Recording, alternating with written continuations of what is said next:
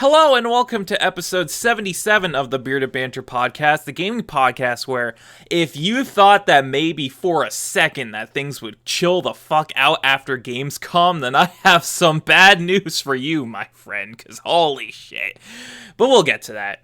I am your host, Shane the Bearded One. With me is my co-host, Spencer. How are you doing today, Spenny boy? I'm doing good. I got my Mountain Dew. As always. I got my barbecue no-name compliments chips. You know, at this point, it wouldn't be a podcast if you didn't have a Mountain Dew. Mm-hmm. Of some variety. 1 second. Let me take a sip. Ah, delicious. Delicious. Now, we're here to talk about some video games. We're here to talk about the Vidjima games. As you can see, once again, second week in a row, pretty small crowd. Our friends Matt and Josh have been banished to the Shadow Realm, so until they can duel their way out of there, they will not be joining us. Unfortunate. But very fortunate. For the first time in quite some time, I think since the DMC podcast, It's just you and me. It's just the two of us. The Dream Team. The Dream Team. Which means that things might go pretty smoothly, all things considered. All things considered. Because as much as I like having a bunch of people on the show, when you have three people constantly talking over each other, it can get pretty irritating. You get some weird video game. Yep. But I digress. Welcome to Bearded Banter. If you're not familiar with our show format, we start with some general discussion where we talk about what we've been playing lately, and then to top that off, I go right into our discussion question of the week that I post in the group and we briefly discuss before we go right into the news. And like I said during the intro, if you thought that things would maybe calm down a bit after Gamescom week, you're in for a rude awakening, because it has been crazy the last 2 weeks. Just tons of news has come out. Seemingly out of nowhere. There's some really weird stories that we're going to get to. But we'll get to that when we get to that. If you're ready, we can start with general discussion, my friend. Mm-hmm. Well, let's get started. Let's start with you, because you told me in side chat that you've actually been playing quite a bit. So what have you been playing, Spenny? Well, let's start with the ones that I've been playing recently. Super recently. I've been playing Smash Brothers. Oh, back on the Smash train, I see. Banjo-Kazooie came out. Fucking the day of the Direct. Yep, we'll get to that. They just dropped it, and it was fucking weird. Nintendo usually has a shadow drop or two during the Directs. I did not expect Banjo to be a shadow drop. That was like the last thing I expected to be a shadow drop, but here we are. What's up with them and their fucking DLC characters? I don't know, man. Oh, by the way, they're out. It's like, what? You need to let me get, prepared for this. Like, remember when they announced Joker at the Game Awards, and then there was no information for, 4 months, and then he just randomly dropped a trailer and was like, yeah, he's out tomorrow. Yeah. It's like, oh, so this is how we're going to be doing fighter passes. Okay. But Banjo's fun. Banjo's very fun. Banjo's actually quite a bit faster than I thought he was going to be. He seems to hit that sweet spot where he's not too fast, not too slow. Yeah, he's not like slippy and overly fast, but he's not like Bowser where you double tap to dash and it's like a slight jaunt. Yeah. Banjo's fun actually. Being able to kind of counter people from both the front and the back is pretty cool. He has a really interesting recovery game. Yeah, where his recovery is kind of nutty. You can use your up B, but then you can also jump twice. But then you can also use the side B as a recovery as well. Yeah, so if you get thrown off stage, you could side B to get back to the ledge, use your up B, and then double jump out of up B. And then even if you don't make it back then, you still have an air dodge. So he has plenty of recovery options, surprisingly. Mm-hmm.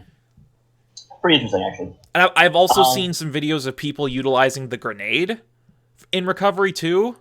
Oh, yeah, because it resets your animation. Yeah, it resets. So you can just, recover infinitely with Banjo if you know what you're doing. That's how people used Snake's recovery. It's ridiculous. Yeah. So I've been playing Smash. I've been playing Valkyria Chronicles 4. Oh shit. Okay. I really enjoy Valk. It's a first off, if you haven't played Valkyria Chronicles, Please do.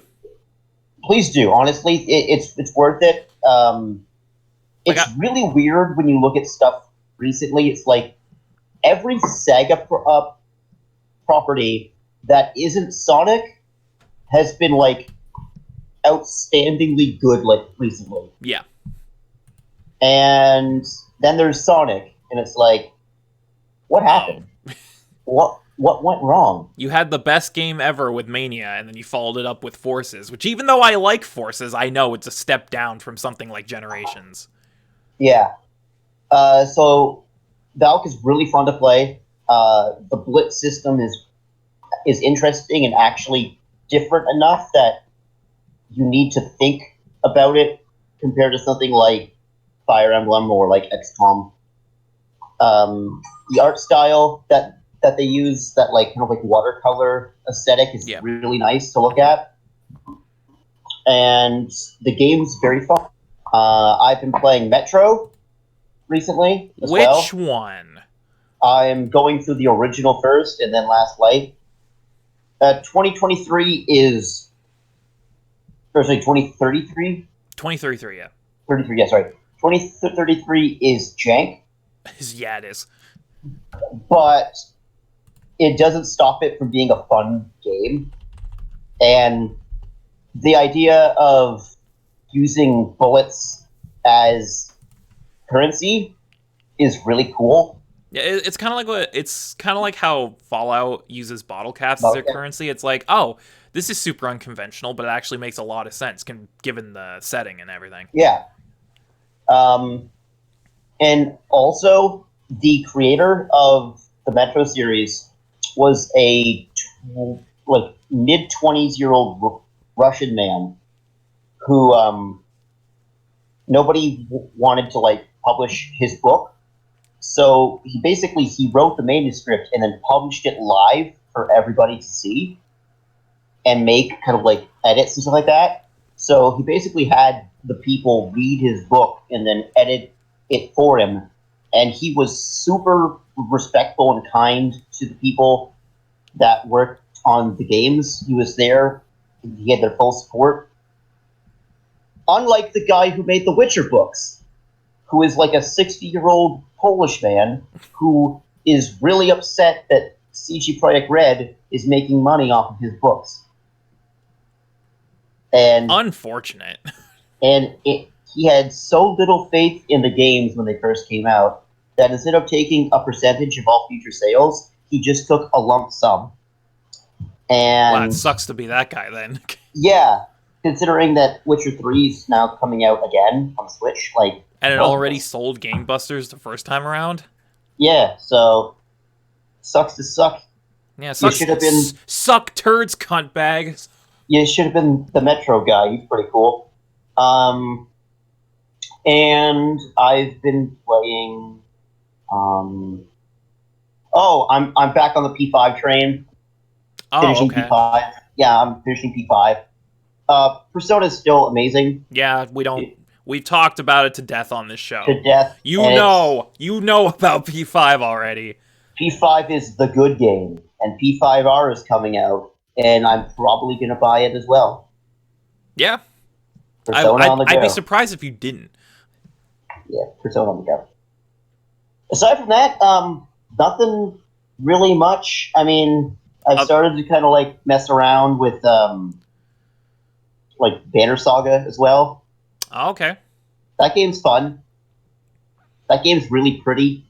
I've had my eye on that for a while because I'm like, I'm not totally into this kind of game, but I'd be willing to give it a shot. Plus, it's on Game Pass, so I could just play it whenever. I'll probably get to it at some point. I have the trilogy on Switch. On the Switch, so, yeah. Yeah, so I have all three of them. Good game. Play it. And that's all I've been playing recently. No Fire Emblem? Oh, I thought that was a given. Fire Emblem is so good. I know, but... Hashtag shout out to the time skip for making Leone like a tomboy into a hot boy. It's unfortunate that Josh couldn't make this podcast because all of you got him on the Three Houses bandwagon. Yes. Golden Deer for life. Fear the deer. Fuck you, Edelgard, you cunt. And game's still good. Also, if you're a Black Eagle, kindly jump off a roof. Okay. That's not... We at Bearded Banter do not endorse the words of one Spencer Hill. Do not jump off your roof, please. At least have like a cool like trampoline or something. Or do a flip. At least do a flip. At least do a flip. That's it. You know, you hype this up as, yeah, I've actually been playing quite a bit. I mean, this is also what I've been playing, you know, while working. Because I've only not been working for like a couple of days.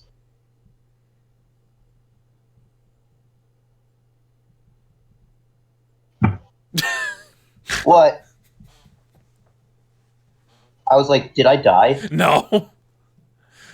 I was just sitting here like, go on. Anyway, if that's all you have to talk about. Yes, go. All right, gamer man. Let's see what I got here. I got quite a bit, but I'm not gonna spend too much time on a lot of these things. So I'm just gonna quickly go through this. I felt like playing some Sonic, so I booted up SA2 again for the first time in what seems like forever. Oh shit, the second half of that Let's Play is coming soon. Yeah, hopefully soon. I was like, man, I feel like playing Sonic, so I booted up SA2, and I proceeded to play all the good levels, which are the Sonic and Shadow levels, and then immediately turned it off. Because 33% of that game is guaranteed fun, and the rest is the biggest mixed bag in gaming history. So, you take what you get. You take what you can get. You got Pumpkin Hill, though. Yeah, true. Aside from that, I did another playthrough of DMC5 this past week. This time I played on Heaven or Hell mode, which, for those of you who are unaware what that is in DMC terms, everything dies in one hit, including yourself. So it's this really fun, fast-paced, arcadey type mode, almost like a speedrunner type mode, where you just kind of blaze through the game as fast as you can. But 5's Heaven or Hell mode is a bit different than previous iterations, because in previous games with Heaven or Hell, if you die, it's one hit, you either go back to the checkpoint or you restart the whole mission. In DMC5, however, they give you 3 golden orbs that act as lives. So you get hit, you die, you use a gold orb to revive. You get 3 of those for the whole mission, and if you die without any gold orbs, then you have to do it all over again. So it almost adds this weird kind of resource management element to DMC, where you have to be mindful of how many gold orbs you have if you're being reckless, like I like to be. So it adds this weird new layer to DMC that makes you think about, you know, the moves that you want to do and how you want to progress, which is really cool. Like we already talked about, Banjo and Smash. I've been playing that with Josh, and he's very fun. Almost a very technical character at his core, because he has a lot of kind of zoning options with his projectiles, but he's not a true zoner. He's got really nice speed. He's pretty heavy, though. Like, his jumps don't get a lot of height, but they make up for it with the fact that they gave him a triple jump, plus his recovery. So, it's not really an issue. From what Josh and I played, we found a few things that could be pretty nutty with his moveset. His side B, which, while it is limited, can be easily spammed, does a ton of damage, can kill at very low percentages, goes through projectiles, and is basically frame invincible on almost any move. It's a fucking monster of a move. And honestly, if you have someone who knows what they're doing that can properly utilize it, Banjo is a bitch to fight against. On top of that, his neutral B with the egg blaster is basically a more annoying version of Joker's gun. Imagine Joker's gun if it always had stun lock. That's that. And Josh gets super tilted with that move, and it's funny as hell. And plus his down throw can bury, which at certain percentages gives you just enough stun lock to follow it up with a quick smash attack, which at certain percentages is basically a guaranteed kill. And there's a ton of options you can go with.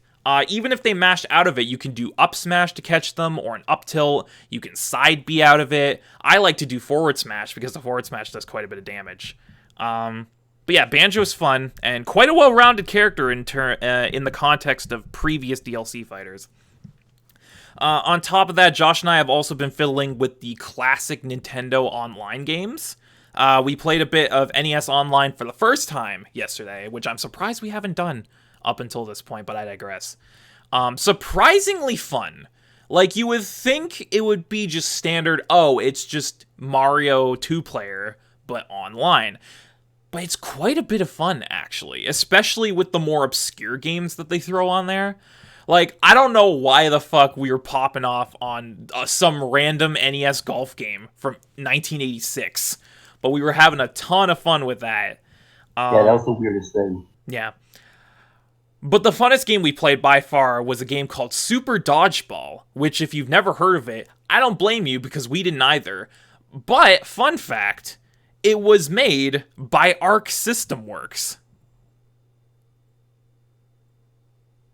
Okay. Yes, that Arc System Works made a fucking... That Arc System. Yes. Oh. Guilty Gear, Blaze Blue, Dragon Ball FighterZ, they made an NES dodgeball game in, 1987.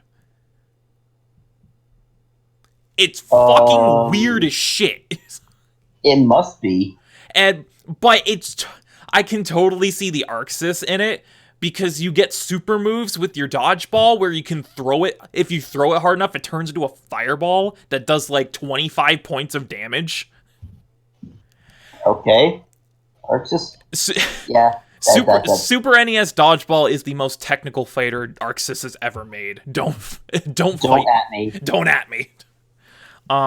But that was fun. And plus, the Super Nintendo online stuff just launched. So I was playing a bit of Mario World, got halfway through that. Mario World's great. I don't really need to talk about it. Let's move on. I've also been playing a bit of Halo 5, got back into that recently.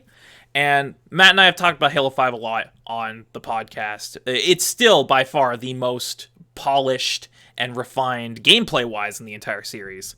And getting back to it after several months of not playing it, getting into the groove of sprinting and air dashing and parkouring, popping off headshots with the DMR, is just a ton of fun. Easily the best Halo game gameplay-wise. Then we get to the co-op games that I've been playing with my sister Bonds. We've been playing a bit of Resi 5 co-op, which... Oh, the only way to properly play only way to play Resi 5. Surprisingly fun. Yeah, no, the game's fun. Yeah, fun as hell. And I definitely would not enjoy it nearly as much if I was playing by myself. The co-op is the only way to play that game. Even if there are some weird design choices that kind of irk me, but I know that's just how Resident Evil is, so it's just nitpicking. I'm trying to think. There was one instance, I think it was in Chapter 2, where we fought that weird bat boss. And we were trying to lure it into proximity mines, and the proximity mines weren't going off. And then we found out that he has to go directly over the mine to set it off, even though it's a proximity mine. Yeah, that's that's fucking stupid. But I digress. It's still fun. It's still a really fun game. All that is stupid until you realize that you can pull off combo attacks, and they're the coolest thing in the game. And then you fucking run up and you fucking spin kick someone as Sheva. And then you spin kick a zombie as Sheva right into Chris, who can then fucking right hook that bitch and pop its head off. It's the funnest shit. I love it. And then we get to the big co-op one, which... Mini rants incoming. Monster Hunter World. You specifically have been telling me quite a bit to start playing Monster Hunter. I got back into it, but I knew going in that I wanted to play with someone else. Because it's one of those games that I know I'm not going to You enjoy need to nearly play with as somebody much. else, yes. Yeah, I'm not going to enjoy it nearly as much if I play it by myself. So I enlisted the help of Bones. We started playing co-op, or at least tried, because I love everything about this game except it's fucking co-op. Because I'm sorry, I don't know what the fuck they were thinking when they implemented this ass-backwards, frustrating, counterintuitive co-op system, but it honestly kind of turned me off of Monster Hunter. And I'll explain why. Because it's the most ass-backwards thing I've ever seen. It's not like a normal co-op game like Halo or Destiny or even Resident Evil 5, where you just join up into a party and just go at it, do whatever you want. Capcom decided that they were going to restrict co-op privileges if both players have not seen the monster-specific cutscenes in quests. So what it boils down to is you can't join a party and just go into a quest and start playing together. What you have to do is both of you have to individually go to the quest board, both post the same quest at the same time, start individually from one another, get 2/3 of the way through the quest to see the monster-specific cutscene, then one of you has to back out of the quest, completely undoing all of your progress, go back to the quest board, search for available quests, and see if they can find your quest, at which case they can join in. But even then, it's super finicky and doesn't work all the time. So that means sometimes that the other player has to fire an SOS flare, which will show up on the quest board, and then the other person can join in from there. But even then, that's also glitched because Bones said she couldn't find my SOS flare on the quest board, so she had to manually search my quest ID to find it, and then she could join my quest. In which case, we got to spend the last 5 minutes of the quest playing together, which at that point, why even fucking bother? Yeah. I'm sorry for rambling, but... No, Monhun's always had issues when it comes to co-op stuff. It is... As much as they want to be a co-op game... It's not. They don't want the monsters to be spoiled for people. Like, they don't want people to kind of go into a quest where the ability to can enter. So that's part of the reason why.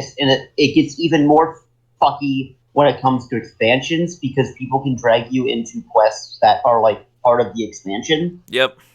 So you're now in places where you're really not supposed to be. Yeah.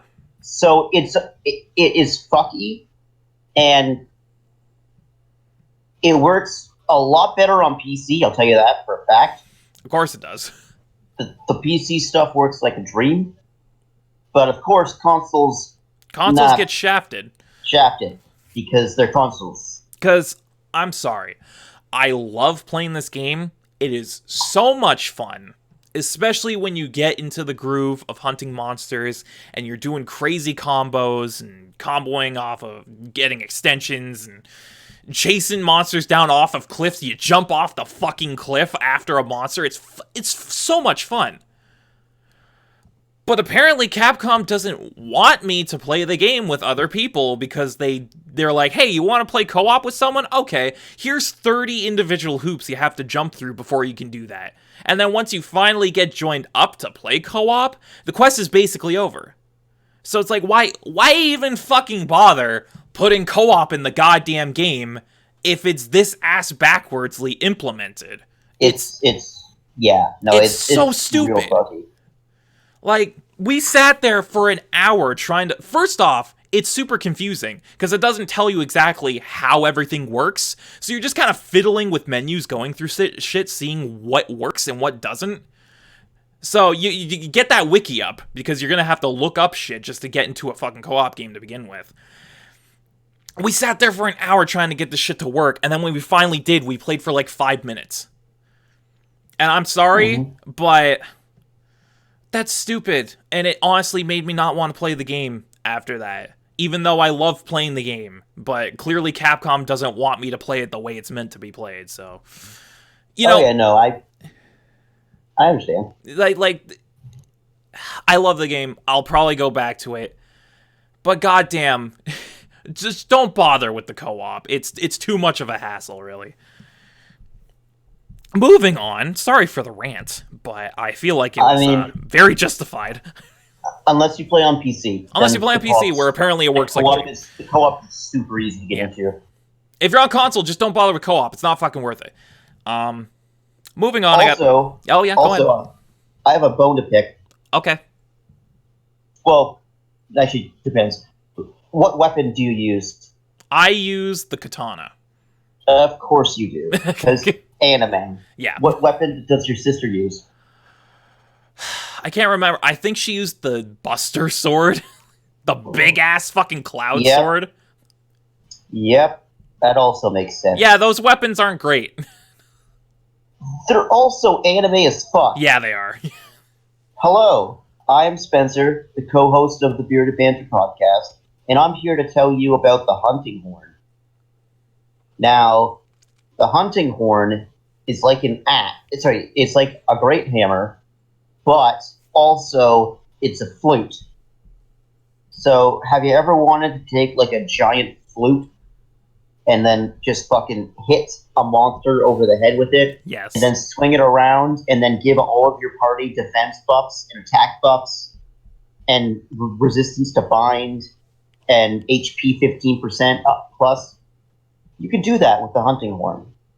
If you're one of those motherfuckers who look at the tier list for everything and go, oh no, I need a high tier weapon, then you're not going to like the hunting horn because it's medium to low tier on those stupid tier lists. Mm-hmm. However, as a person who has played the hunting horn since Monster Hunter 1, I'm here to tell you that if you don't have a hunting horn on your team, the hunt is going to be a lot more difficult because you have no way to get buffs or debuffs.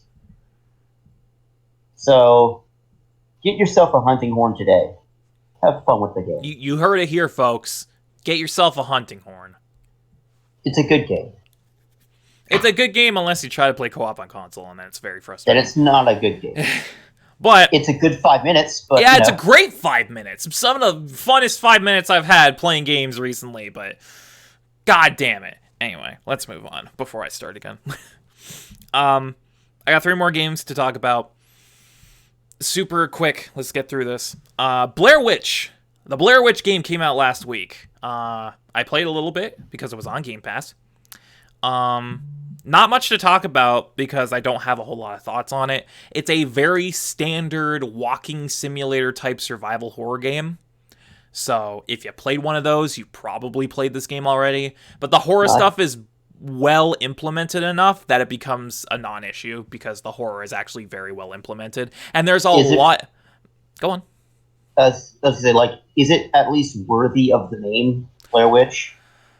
It's definitely not the same kind of campy horror that the original Blair Witch was. It's going for more psychological than anything.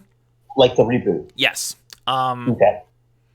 It honestly reminds me of, and I know the team made the game I'm about to mention, it reminds me a lot of Layers of Fear. Okay. So, it focuses a lot on the psychological aspect of things, especially with the main character. I think his name is Ellis. I can't remember off the top of my head, but that sounds about right.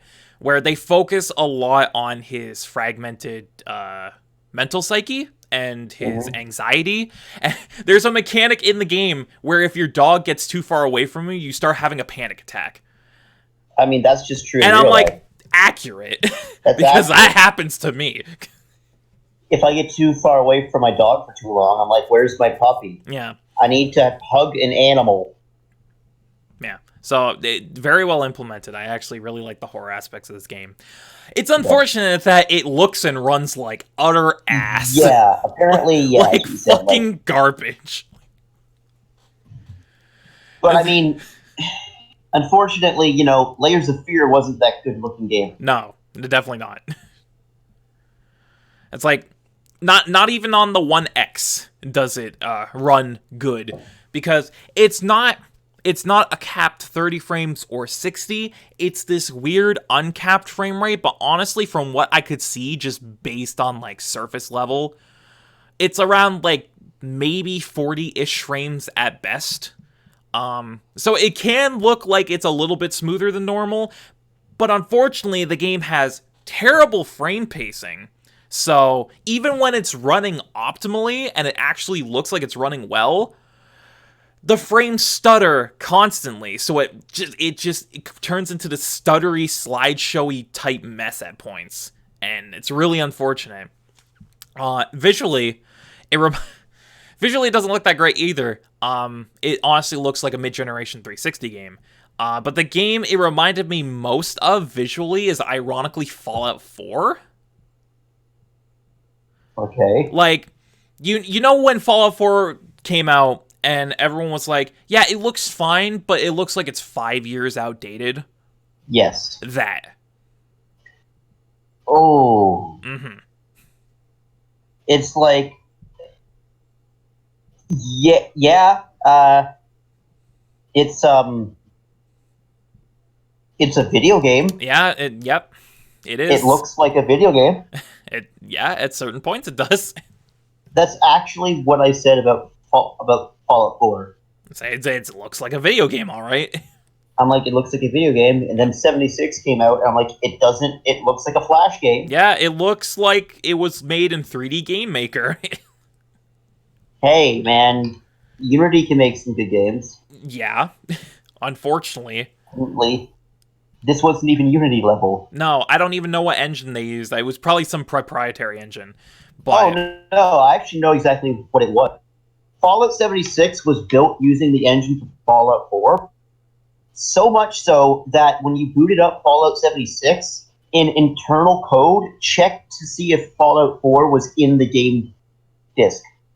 I hate Fallout 76. I hate Bethesda. I'm slowly growing to hate Bethesda more and more. Because Bethesda thinks that they can get people with cheap nostalgia tactics and holding on to IPs that aren't theirs. Yeah. Like, hey, you guys like Doom? Remember how we made Doom, right? And you're like, no, you didn't. No, id Software did. You just publish for id Software now. Like, it's not like you made this game. You clearly didn't. You clearly didn't, because it's a good game. Yeah, it's a good game that looks amazing and plays like God. So, when's the last time Bethesda made a good game? Well, they didn't make New Vegas, so... No, they didn't. That's what... Fallout 3? Yeah. Because I don't want to say Skyrim is a good game. Can I be honest with you? I'm not a fan of Skyrim. You can just say it. I mean, okay, yeah. Skyrim is a horribly made game. Like, Bethesda likes to think of it as, like, gameplay features, as they so eloquently put one time. That they're not bugs, they're gameplay features. Yeah. Skyrim is full of them, and Skyrim also isn't that interesting of a game. No, it's generic, typical fantasy open world. That's it. That's all it is.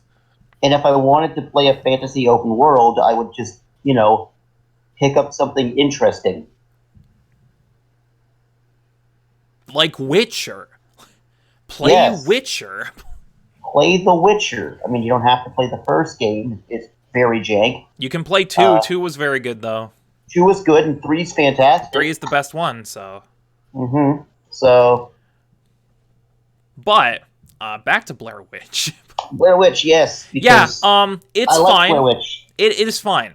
It is a serviceable survival horror game that looks and runs like ass. Hopefully it runs better on PC. I think it does from what I've heard, but I'm not entirely sure on that. But it's on Game Pass, so if you're interested in it and you have that, you might as well just check it out. That's what I did. It's got very well implemented horror elements in a very standard game. So that's all I can really say about Blair Witch. And the last 2 games I have to talk about, which I've been playing quite a lot, which I had a whole thread on Twitter about these games because I like them that much. Downwell and Ape Out. Oh, yes. Yes. Yes. I'm going to go briefly through these. Downwell is a vertical roguelike platformer where you descend into a well to fight monsters and collect gems. And you use your gun boots, yes, boots with guns, to fight monsters. This game is very unique because it's not like anything I've ever played before. But if you played roguelikes before, you're very familiar with the concept. Procedurally generated levels, everything is randomized. But the gun boots are the things that shine here because it's the most unique mechanic the game has to offer, because since you're always going down, you obviously need a weapon that propels down. And it's very Contra-like in its execution, because you can find secret chambers where you can get gun modules which change the property of your guns. And there's way too many to count. There's a machine gun, there's a burst rifle, there's a laser gun, there's a shotgun, there's a spread shot. There's a ton of them. And the game is very fun to play. And honestly, I said this on Twitter, it can seem like it gets a little too chaotic at times, because there's enemies all over the screen, and there's bursts of red from the gems, and there's explosions and particle effects. But it's one of those games where once you get into the groove of playing it, it becomes this weird, almost cathartic symphony, where you get into the groove of using your gun boots and bouncing on enemies to get combos, and you just keep going further and further. The chaos keeps ramping up, and it keeps getting faster and faster. It's just one of those really cathartic games to play, where once you get into it, it feels so damn good to play, and it's so satisfying. Plus, the graphics are really nice, really great pixel work, and the soundtrack is also great too. So, if you're interested in that, and it sounds like your cup of tea, it's on Game Pass PC if you have that, so you can play that. And it's also on Switch, PS4, Steam, and mobile devices for like $4 on everything. So if you have like a Switch like I do, you could just pop onto the eShop and buy it for like $3, and it's totally worth it because it's infinitely replayable. And the last one, oh, did you have something to say, my friend? Yes, I want to talk about Shooty Boots. Shooty Boots. So Shooty Boots is the Devolver bootleg version of Downwell. It comes in the Devolver is this with the fucking bootleg collection? Yes, it is. So this recent E3 during the Devolver conference, which if you don't know about, what are you doing? Watch the Devolver conference. It's a cinematic universe of absurdity at this point. Honestly, I feel confident in saying that they're one of the best publishers in recent times. Oh, absolutely. They are killing it. Like not only are they're because they're a small team. Like, I think they only have like 50 people working. Here, you keep talking about Shooty Boots, and I'll look this up. Okay, thank you. But Shooty Boots is the bootleg version of Downwell, in which you play Downwell, except if Downwell was put through like a Chinese ripoff filter. Mm-hmm. And that's the entire collection. My favorite one in the collection is Hotline Milwaukee. Oh, yeah. Because, like, it's weird, but, like, these are competent bootlegs, which is what a good bootleg should be. Where it's like, oh shit, these games are fun. I'd probably buy them for like $1 or like, like 50 cents. Like I'd probably buy them for like $1. Yeah. Or $2, just to pass some time because they're pretty fun. But Shooty Boots and Ape Jr. are both part of the collection, which brings us to the next game that he wants to talk about, which is Ape Out. Ape Out. Yeah, but real quick, as of June of this year, Devolver is only 16 employees. 16 employees. And they are easily one of the best independent publishers in gaming right now. Because they like to take chances on weird things. Yeah, they just publish and fund super weird games that no one else would even bother with. I mean, you look at My Friend Pedro. Who else would publish My Friend Pedro? I still need to play that, by the way. It's really fun. But it's you think that like like Activision or EA would take a chance on my friend Pedro. No. No, it's too weird. Nah, B. But, last Ape game Out. I've been playing, also a Devolver game, Ape Out, which, it's basically Hotline Miami if you were a gorilla. Like, that's the most baseline explanation of the game I can give, and that basically says everything about it.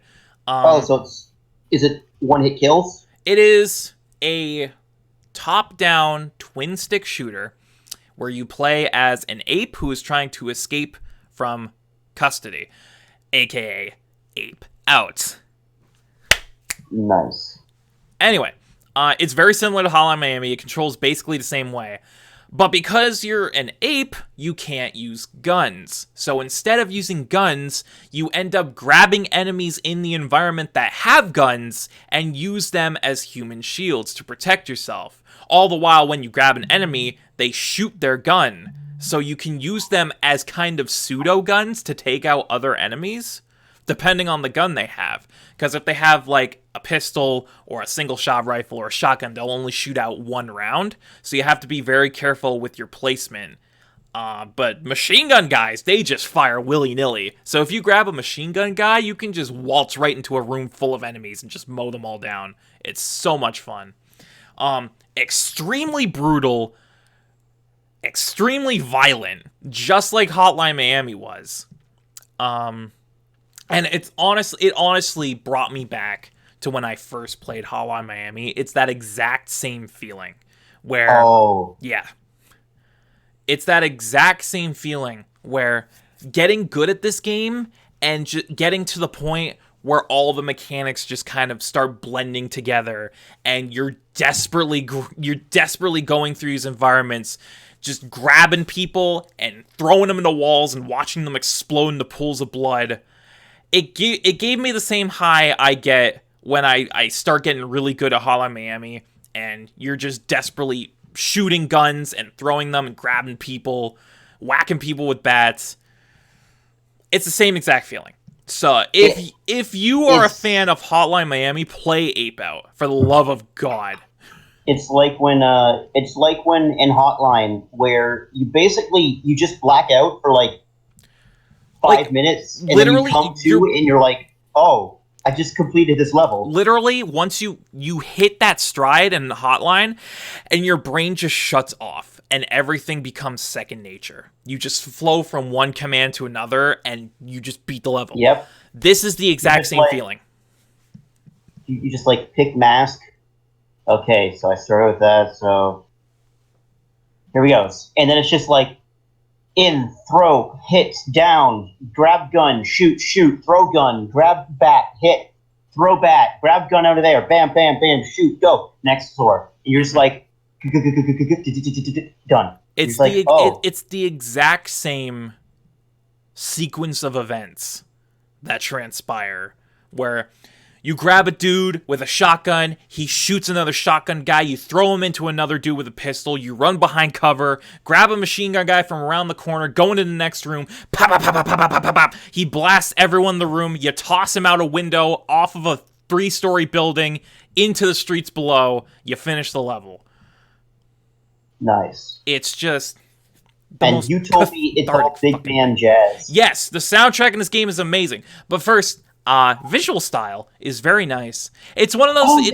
It's one of those art styles that I can't explain without you actually seeing it for yourself. It's all like solid colors. It's all solid colors. It's all silhouettes. It's really weird and really interesting, but I can't really explain it other than that. So just look up videos of Ape Out and you can make your own judgment. But the soundtrack, big band jazz, trumpets, trombones, saxes, crashing cymbals, tons of percussion, and it's all in sync to your movements. It's all super dynamic, to the point where if you just mundane things like pushing enemies into walls and killing them, is synced up with cymbal crashes. So every time you push an enemy into a wall, Dude, that's... People often ask me, you know, why do I like big band so much, big band jazz? Because a lot of people like smooth jazz. They like, your Sinatras and stuff like that, Kroners. But big band jazz is the only musical genre where you can go from a sweeping like saxophone solo into silence and just a drum kit going, and then silence after the drums hit, and then the fucking trumpets come in, and it's like they are a band. Mm-hmm. Smooth jazz is usually a person with a small side band, but it's called big band jazz because you're looking at maybe 30 to 40 people all playing just their heart out, and it's so fucking good, man. Like, honestly, I would advise you to look up the intro of this game and watch it, because it's one of the best intros I've seen in a long time. Because it's super cathartic and violent, and it's all synced to the music. Even the credits are synced to the music. So, if any of that sounded like your cup of tea, please go play Ape Out. It's on Game Pass PC. It is not expensive whatsoever. It's on PC and Switch. Just go play it, please. It's honestly one of the best games I played this year. It's like easily top 5. So, there you go. And with that said, that's all I've been playing lately. Sorry that took so long. That took way longer than I thought it would. But we got plenty of time. That was actually less than an hour, so. Yeah. But with that said, we can go right into our discussion question of the week. If you're not familiar with this, at the end of our general discussions, I pose a question to the group that we briefly discuss about something related to gaming. And this one is kind of stolen, because I was browsing Twitter and I saw an article from Kotaku that posed this question. It was an editorial, and I was like, that's too good to pass up. So sorry, go follow Kotaku on Twitter. I'll give them credit for this one. But the question was too good to pass up, and it's something that I actually have thought about on my own before. So the discussion question of the week this time is: what is a game that you absolutely love, but have never beaten? A game that by all means you love to death, from its presentation, to its music, to its gameplay, but for one reason or another you have never fully finished. I know my answer, so if you need time to think of yours, I can go first. I need a little time, so you go. This one is going to be very surprising, I think, especially to you. Especially with how much I talk about this franchise and how much I love the second installment. But a game that I love that I've never finished is Bayonetta 1. Really? You've never finished Bayonetta 1? Never beaten the original Bayonetta. And then you need to come over, because I have the first one on PS3. Oh, dude, I have it on Switch. I played it. Because it comes with... I've played it several times. It was one of the first 360 games I actually bought. I've played it on several occasions, and I've talked about Bayonetta a lot on this podcast. Bayonetta 2 is in my top 3 games of all time. I love Bayonetta. Its gameplay is addictive, the combos are insane, the character is amazing, I love her to death. The story is nothing to write home about, but it's just the right kind of B-movie camp that I absolutely love. It wasn't the first Platinum game, but it was the game that put Platinum on the map.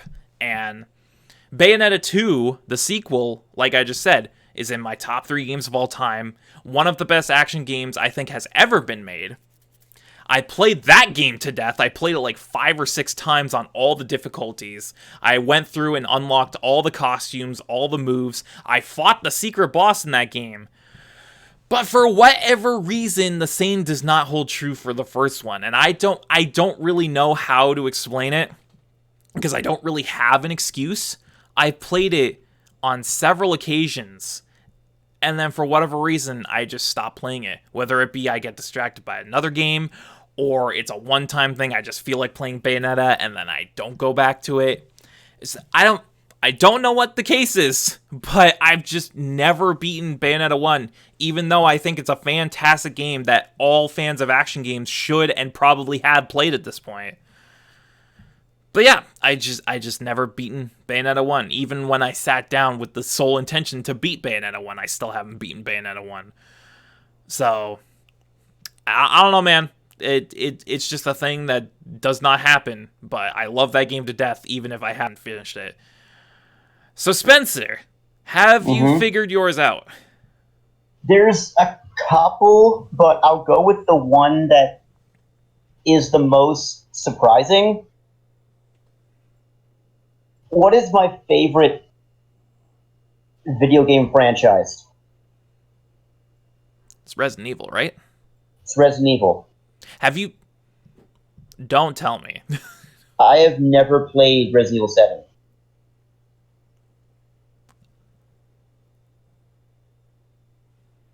Not the one I was expecting. What were you expecting? I was expecting you to come out and be like, that's right, motherfuckers, I played the shit out of it, but I've never beaten Resi 4. Ever. No, God, no. I've beaten Resident Evil 4. And I was like, okay, I'm times. pretty sure you've talked about beating Resi 4 before, but I just thought as soon as you mentioned Resident Evil, like, oh God, here we go. I lied. That's all I do. I have played and beaten almost every single Resident Evil game. The ones that count, at least. But I have never played Resident Evil 7. When it came out, I didn't have money at the time to get it, so I started watching like a Let's Play, and then I played a little bit of it at Aaron's old place, which I guess is technically his old place now that he's back. Yeah, he's moved twice. Yeah, he moved twice. But there's that, and another one I can say is Breath of the Wild. I have never beaten Breath of the Wild. I mean, I haven't either. I have played it, but... Time and all that. Same vein, I can say Super Mario Odyssey. Okay, that's a crime. I don't own it, so... I know. I have never beaten Until Dawn. Even though I really, really enjoy that game. And musically, I have never beaten Jet Set Future. Okay. the fucking Jet Set Radio guy is in his like top 3 games of all time. Talks about it to death when he gets the chance. Yes. And you've never beaten Jet Set Future. Never beaten Jet Set Future. I've beaten Jet Set Radio, but I've never beaten Jet Set Future. Well, that's definitely surprising. Yeah. So, thanks to Kotaku for that question. I'm sorry I stole it from you, but it was too good to pass up. Don't be sorry. It's Kotaku. Follow Kotaku on Twitter. And but with that said... and then refollow them. Yeah. But with that said... that wraps up our discussion section of the podcast, which means you know what it's time for. We can go... It's time for the news! Right into the news! Into... The news! The news! So, like I said at the beginning of the show, if you thought things would chill the fuck out after Gamescom, you were sadly mistaken, because there's been actually quite a bit of news that has come out over the last 2 weeks. Some of it expected, some of it following up on stuff we've already covered, and then some of it just coming out of left field and being like, what the fuck is going on? So we got quite a bit to talk about. Not as much as we did during Gamescom, but we've got a total of 16 or 17, if I lost count, stories to cover, including a Nintendo Direct. So we're going to get to that at the end, because that's obviously the big one. But let's start with some release date announcements. Starting with this one, which we covered on the last podcast. We talked about Yooka-Laylee and the Impossible Lair, the pseudo-sequel / spin-off to Yooka-Laylee, was announced to be releasing in October, but now we have an official date. So let's get into it. This article from EGM reads, Yooka-Laylee and the Impossible Lair launches on October 8th, Team 17 has announced. Team 17 also revealed that Yooka-Laylee's game-changing tonics will be returning. Players will be able to collect more than 60 tonics that will change the game in a number of ways, such as infinite rolling, harder enemies, and new visual effects. Players who pre-order the game will receive the Trousers Top Tonic Pack, which includes the following. I'm not going to read that because we don't care. We're excited to announce that we are just a few weeks away from sending Yuka and Laylee off into their next adventure against Capital B, Gavin Price, managing director and creative lead at Playtonic Games, said. Yooka-Laylee and the Impossible Lair takes the 2D platforming genre, mixes it up with a 3D overworld to explore, and injects it with the unique humor that Playtonic is known for. Bringing tonics back in all new flavors will give the community millions of ways to play the game, and we can't wait to see the results. And the Impossible Lair will be available on October 8th for Xbox One, PS4, Switch, and PC. So you weren't here last time when my guest Ryan and I talked about Yooka-Laylee. It's coming out October 8th, which is cool. From what I've seen of this game, it honestly looks a lot more interesting than the original game ever did, even though it's like a 2D Donkey Kong Country knockoff.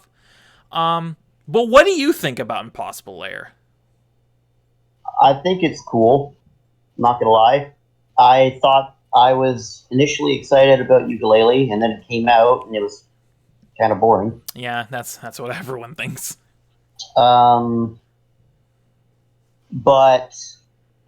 if I can get more Donkey Kong Country ripoffs, then I'll get more Donkey Kong Country ripoffs. Right. But is it a ripoff if the people that made the original it's like Yooka-Laylee, where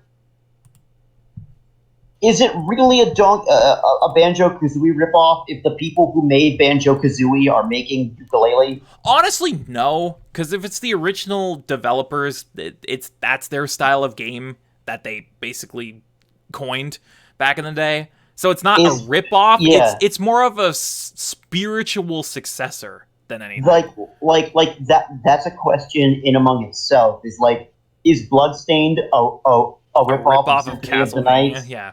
Castlevania? It's like, no, but copyright is weird, and he can't just say this is Castlevania because you don't own the rights anymore, Ida. Yeah. And those still belong to Konami.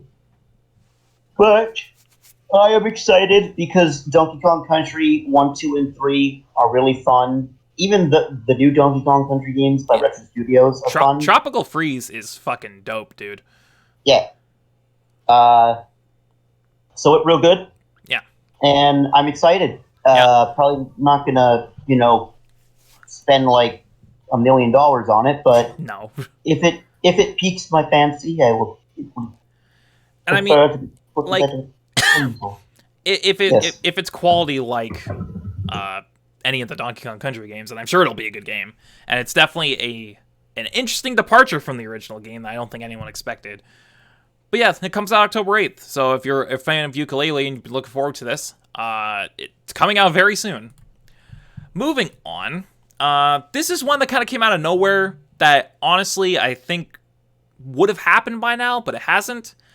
But the Behemoth announced that Castle Crashers Remaster is arriving on Nintendo Switch this month. So let's get into it. This article from EGM reads, Castle Crashers Remastered will be available on Nintendo Switch on September 17th, developer The Behemoth has announced.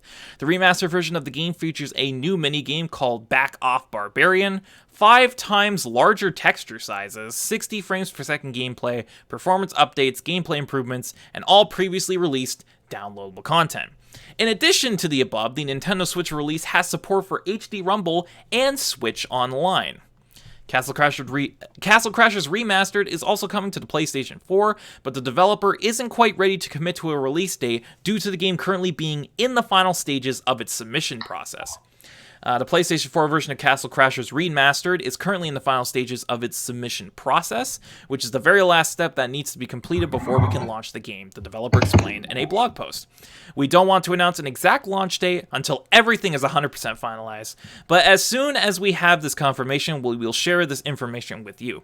In a perfect world, this would line up with the Switch release, but in reality, We just aren't quite sure if it will yet. Stay tuned and we will let you know as soon as we can. Castle Crashers Remastered will be priced at $15 on both platforms. So hey, Castle Crashers is a really good game. Hey, the Behemoth is a really good company. Yeah. If you have not played any of their games, I recommend you play Alien Hominid, Castle Crashers, People, and Battle Block Theater, aka all of their games. Yeah, just play the Behemoth's games. Specifically, Castle Crashers is the one that got them, along with Alien Hominid, off the ground. And it's a great classic-style beat-em-up. Oh, yeah, 100%. And if you're interested to deal with Stamper fucking talking mad shit about a person named Hattie Haddington, yeah, then Battle Block Theater is a really fun game. Yeah, play Battle Block Theater. That I don't think gets enough, like, groundswell. Yeah.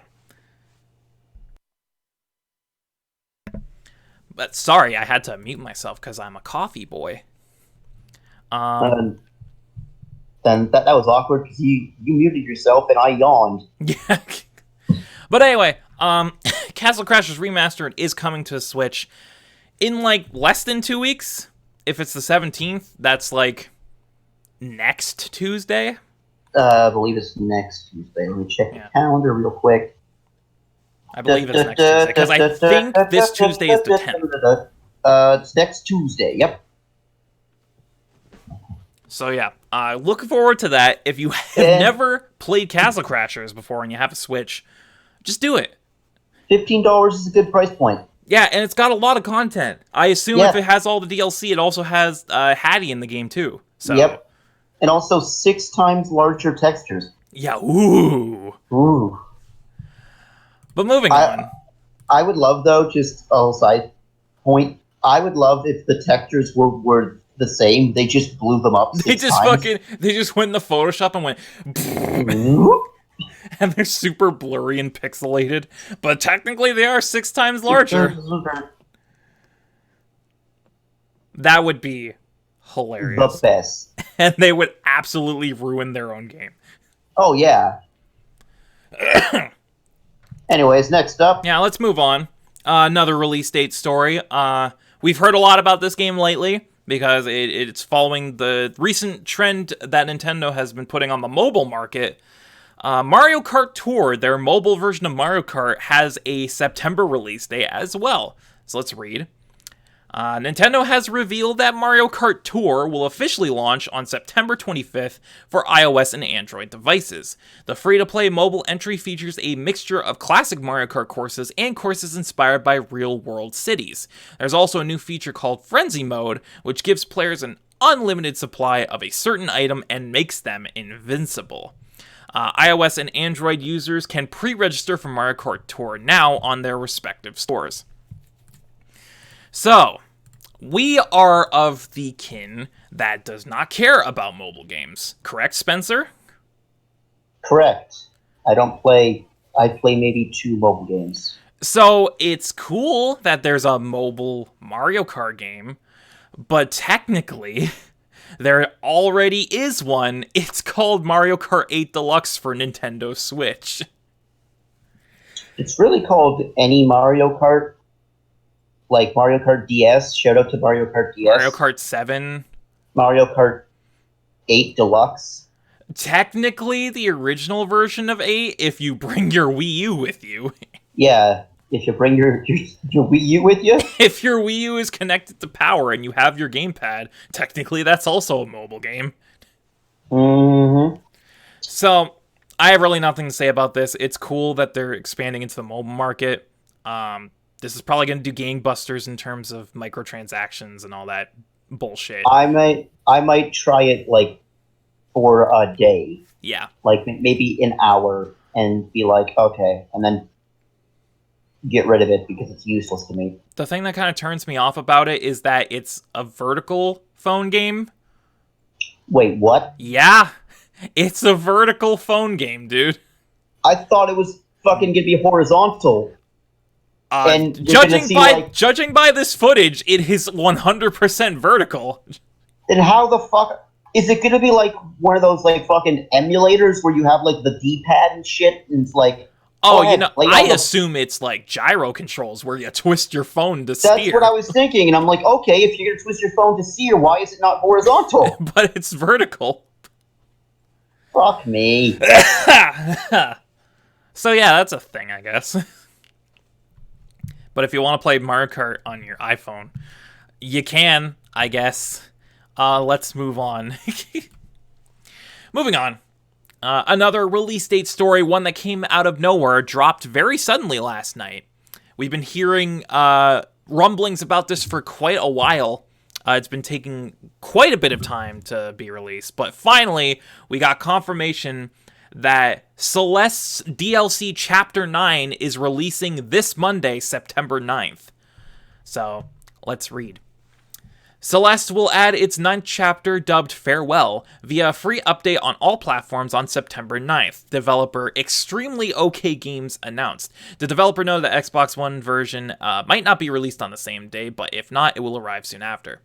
Chapter 9 includes over 100 new levels, bringing the game's total to over 800, over 40 minutes of new music from Lena Raine, several brand new mechanics and items, but does not have a B or C side. Extremely OK Games also confirmed that with Chapter 9 finished and ready for release, the limited run game's physical edition of Celeste will soon enter production. The studio had been waiting on producing physical copies as to have all of the game's content available on the disc/cartridge. If you do not recognize the name Extremely OK Games, given that Celeste was released by a company called Matt Makes Games, Extremely OK Games is the name of the new company formed by Celeste creator Matt Thorson, who has retired the name Matt Makes Games. The studio is working on its next title codenamed EXO-K1, which is still in the very exploratory phase of development. Celeste is now available for PS4, Xbox One, Switch, and PC.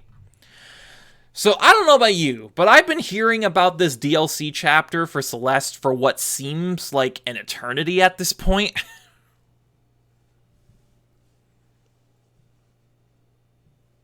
I've never played Celeste, so I really. That's fine. All I know is that Celeste is about depression. Yeah, it is. It's about depression and social anxiety and learning to cope with that. As you climb a mountain, which the game is so hard that it gives you anxiety. So. Yeah, the game is so anxiety-inducing.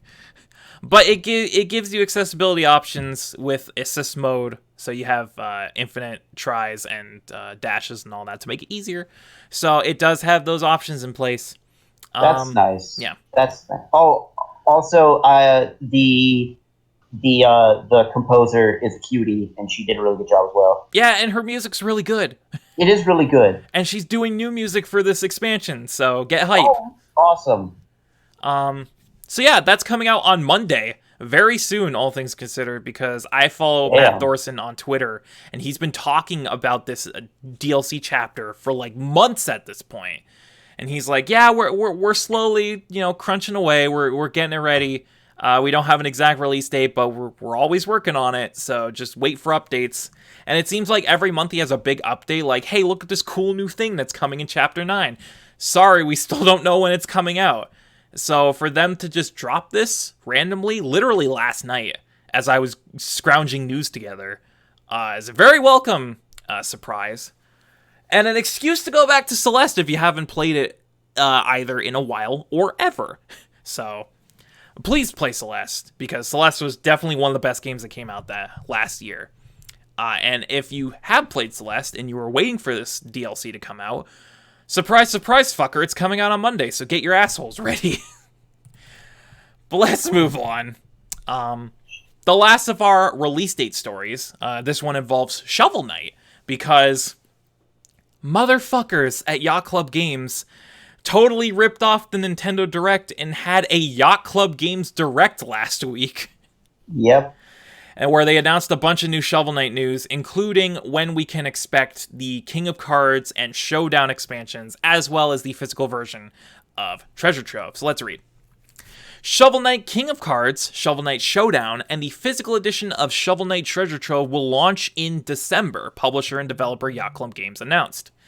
Shovel Knight King of Cards will be available for, get this, PS4, Xbox One, Nintendo Switch, PS3, Wii U, PS Vita, 3DS, PC, Mac, Linux, and Amazon Fire TV.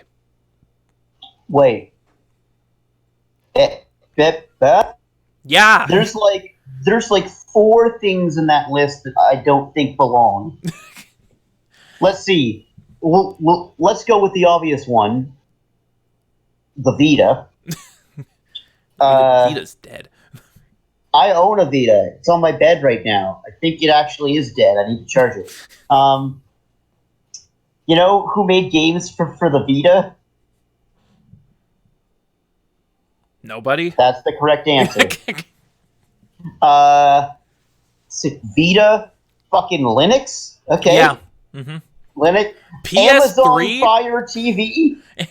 You can fucking play this on your Fire TV. Oh my god. My sister owns a Fire Stick. I think I'm going to get her to buy Shovel Knight. You can play Shovel Knight on it.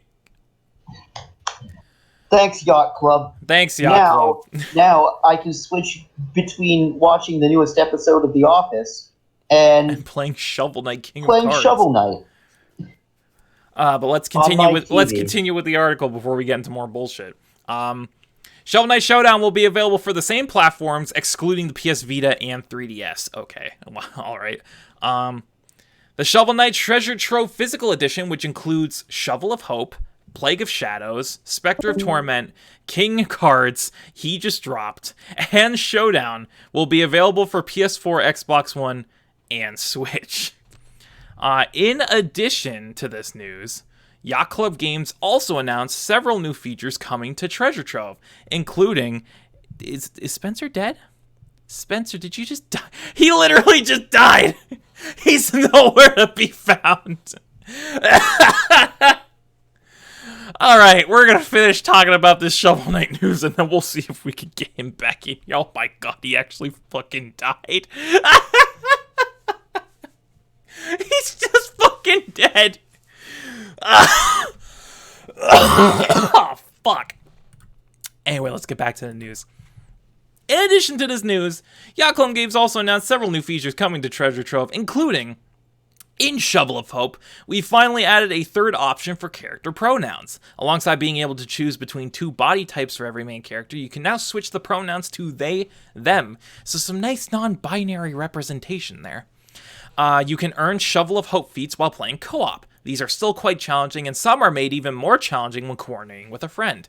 In Plague of Shadows, we've added an Alchemy Quick Selection option. You can select your bombs and arcana with a convenient new menu, allowing you to experiment with explosives freely, just like the Mad Alchemist himself. In Spectre of Torment, we've added 5 all-new platforming challenges to Challenge Mode. These are not meant for the faint of heart. The new challenges require significant command over Spectre Knight's iconic move, the Dash Slash. For all the games, including the upcoming King Cards and Showdown, we have added 3 new language options: Korean, Traditional, and Simplified Chinese, bringing the total count to 12 languages.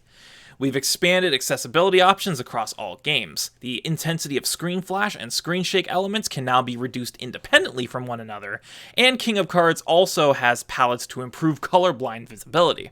Shovel Knight features hundreds of cheats to share and explore already, but we couldn't resist adding just a few more. Some add whole new ways to play. Hi, are you back? What the actual fuck? Did you just die? Fucking Discord just, like, absolutely fucking killed itself. Nice. Awesome. It just... I was about to say something, and it went... Nothing. And I'm like, oh, okay. And then I try to get on Discord on my phone, and it's like, LOL, can't connect to the server. Like, because I was just here talking about Shovel Knight, and then I hear you drop, and I'm like, well, he'll be back in a moment. And then I go to check, and you're just fucking gone. I was just fucking dead, dude. Yeah, you just fucking died. So let's backtrack a little bit. Yes. Here's some new features coming to Shovel Knight.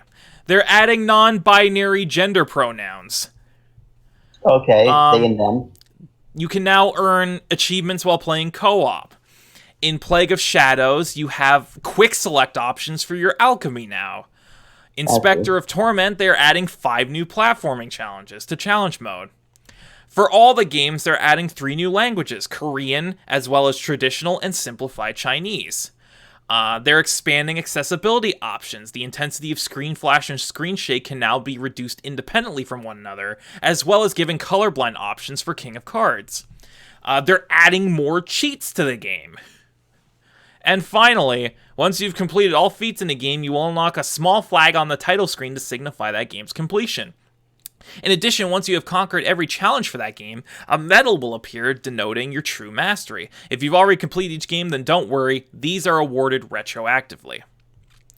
So yeah, we finally got a release date for all this bullshit, because King of Cards was supposed to come out in April, but a few weeks before release, Yacht Club came out and said, yeah, we need a bit more time to make this as good as it possibly can be, so we're going to delay it indefinitely. And then they dropped their weird bootleg Nintendo Direct last week, and they were like, okay, all this shit's coming out in December, so get ready. King of Cards, the weird Smash Bros. Ripoff Showdown, and Treasure Trove Physical Edition, they're all coming out in December. What do you think of this, Spencer, after you've been returned from the Shadow Realm? Well, let me just say that I appreciate my Lord Jesus Christ resurrecting me in order to finish this podcast before he inevitably takes me again. Letting you escape from the Shadow Realm. Thanks, JC. Yeah, love you, B. I like Shovel Knight. I think you like Shovel Knight. I'm not 100% sure. It's in my... How many times have you bought this game again? Every time. Let's recount. Originally on 3DS just to play it. Yes. Rebought it on Xbox One for the Battletoads content. Yes. Bought a physical version on Wii U when the Amiibo came out. Yes. Bought it again on PS4 for the Kratos content, which also technically means I bought it on PS3 and Vita because it was cross-buy. Yes. And then bought Treasure Trove for the Switch. So you bought this game 5 times? 5 times. For like 7 different consoles? Yes. Are you going to buy this one? Lord knows that when that Treasure Trove physical will come out, I'm going to buy it for a 6th time. I'll be able to borrow a copy of Shovel Knight and you wouldn't notice. Yeah. You could just come and like steal my hard drive and just take Shovel Knight, and chances are I would not even know that it happened. Unless you randomly have like a hankering to be like, I'm gonna go. Man, I'm gonna start a new playthrough on Shovel Knight. What's this? Oh, it's gone. What the fuck? And then I pop out from behind your couch like Duck Hunt Dog. It's like, and I like point at you. And then I shoot you in the fucking face anyway. Yeah. So yeah, all this shit's coming out in December. Like I said, they delayed this because it was supposed to come out in April. But it's nice to know that we have a definitive launch window now. You know what you have to do, Shane? Yeah. You have to steal your shovel. Yes. Steal thy shovel. Steal thy shovel. But shovel free. This was not the only Shovel Knight news we got, because, ooh boy, did they drop a bombshell on us out of nowhere. Let's get into our next chunk of news, which is new announcements. Starting with the fact that they announced a new fucking Shovel Knight game. Yeah. Oh, yeah. Just a whole new game. It's called, like, New Digs or something like that. Let's read. Yacht Club Games and Nitrom announced Shovel Knight Dig. Yes. Publisher and developer Yacht Club Games and developer Nitrom have announced Shovel Knight Dig, a brand new entry in the Shovel Knight series. Platforms are to be determined, according to the official press kit, but a PlayStation blog post confirms a PlayStation 4 version, and it will be playable on Switch at PAX West 2019 from August 30th to September 2nd, so that's already passed. Here is an overview of the game via Yacht Club Games. When Drill Knight and his dastardly digging crew blast apart Shovel Knight's peaceful campsite and steal his loot, he grabs his trusty shovel blade and starts tunneling after them. Meet new friends and foes, visit strange lands, and outfit yourself in your quest to keep the entire land from collapsing underfoot. Jump, slash, and dig your way down an ever-changing chasm of mystery in Shovel Knight Dig, an all-new Shovel Knight adventure. Here's just a brief list of key features. An all-new presentation featuring a new Shovel Knight story. When Drill Knight and his dastardly digging crew blast apart, blah blah blah, Shovel Knight kills him. The first Shovel Knight adventure in glorious high-color pixel graphics and sound. Fluid animation, scaling, rotation, and parallax scrolling create the most convincing Shovel Knight world yet. Every adventure is different. Shovel Knight Dig levels have been meticulously crafted, then stitched together using proprietary generation techniques for infinite replayability. Jump, slash, and dig your way in an all-new adventure. I fucked that up. Jump, slash, and dig your way in an all-new direction. Down. Rely on your trusty shovel drop, then dig through huge swaths of dirt with all-new speed shovel mechanics. Grow in power and wealth as you descend into the depths of the earth. Emerge with untold riches to outfit Shovel Knight further, unlocking permanent items and upgrades to your shoveling equipment. New knights, new characters, and new enemies abound, but fear not. Shovel Knight Dig features Shovel Knight's signature storytelling, humor, and maybe even some familiar faces. Whoa. Another pulse-pounding soundtrack in a new style by astonishing virtuoso Jake Kaufman. And the first collaboration between Yacht Club Games and Nitrome, the Pixel Masters. And we got a trailer. I'm going to play the trailer in the background. Holy shit, dude. What is so cool about the phrase the Pixel Masters? I don't know. I've never even heard of Nitrome before they announced this game. I mean, yeah, but they're, the Pixel Masters. They're the Pixel Masters. And I'm gonna do a quick Google search, see what I can find about them. And honestly, I watched the trailer because I obviously watched the presentation live.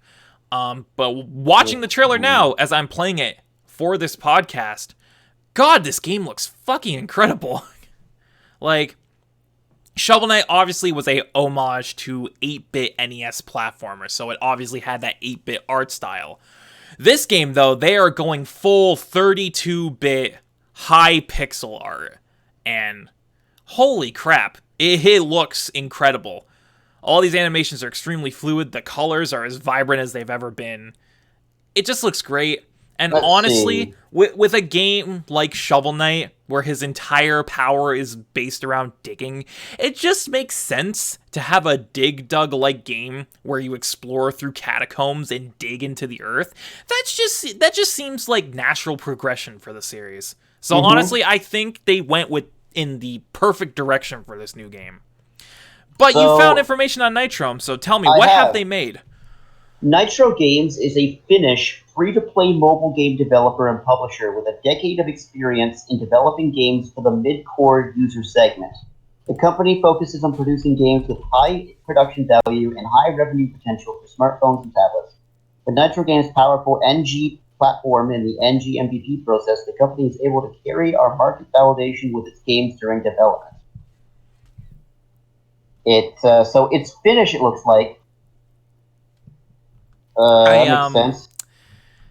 Spenny boy, I hate to break it to you, but I think you got the wrong one.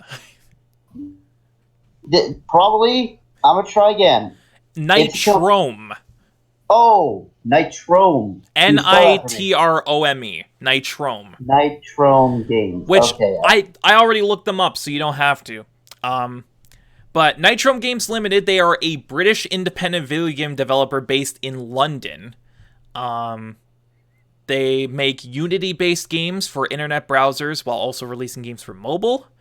The only other game they've made, other than Shovel Knight Dig, which they're making now, is Bomb Chicken. Bomb Chicken. Which I actually played, and I actually really like Bomb Chicken. So I actually have experience with these guys. Bomb Chicken sounds radical. Yeah. It sounds like like Bomberman, but you play as a chicken. Basically, it's a puzzle platformer where you play as a chicken who lays bombs instead of eggs. That's awesome. And you use the bombs to traverse the environment and blow up stuff. Other than that, they just made a bunch of like mobile games and browser games. But they made Bomb Chicken, which was released on the Switch, and now they're making Shovel Knight Dig with Yacht Club. Shovel Knight Dig? Shovel Knight? Are you telling me that Shovel Knight is a 2D side-scrolling platformer game developed and published by Yacht Club Games? I can't fucking... Like, I am actually bewildered. And that it was created following a successful Kickstarter crowdfunding campaign? Yes. No, I'm actually...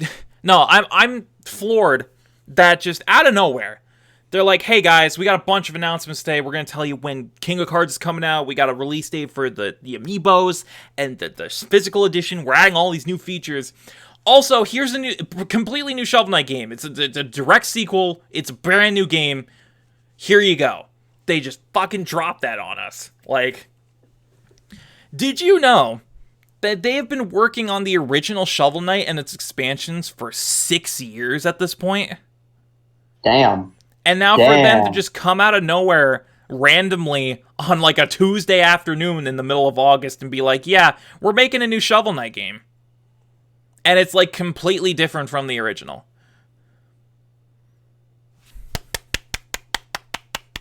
Man, shout out to fucking all the people at Yacht Club. Yeah.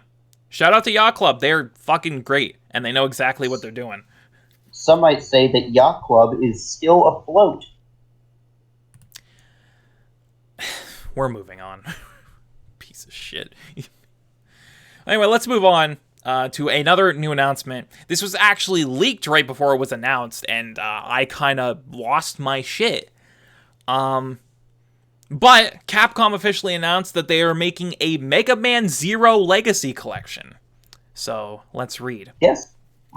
Capcom has announced that the Mega Man Zero/ZX Legacy Collection will be coming to PC and consoles next year.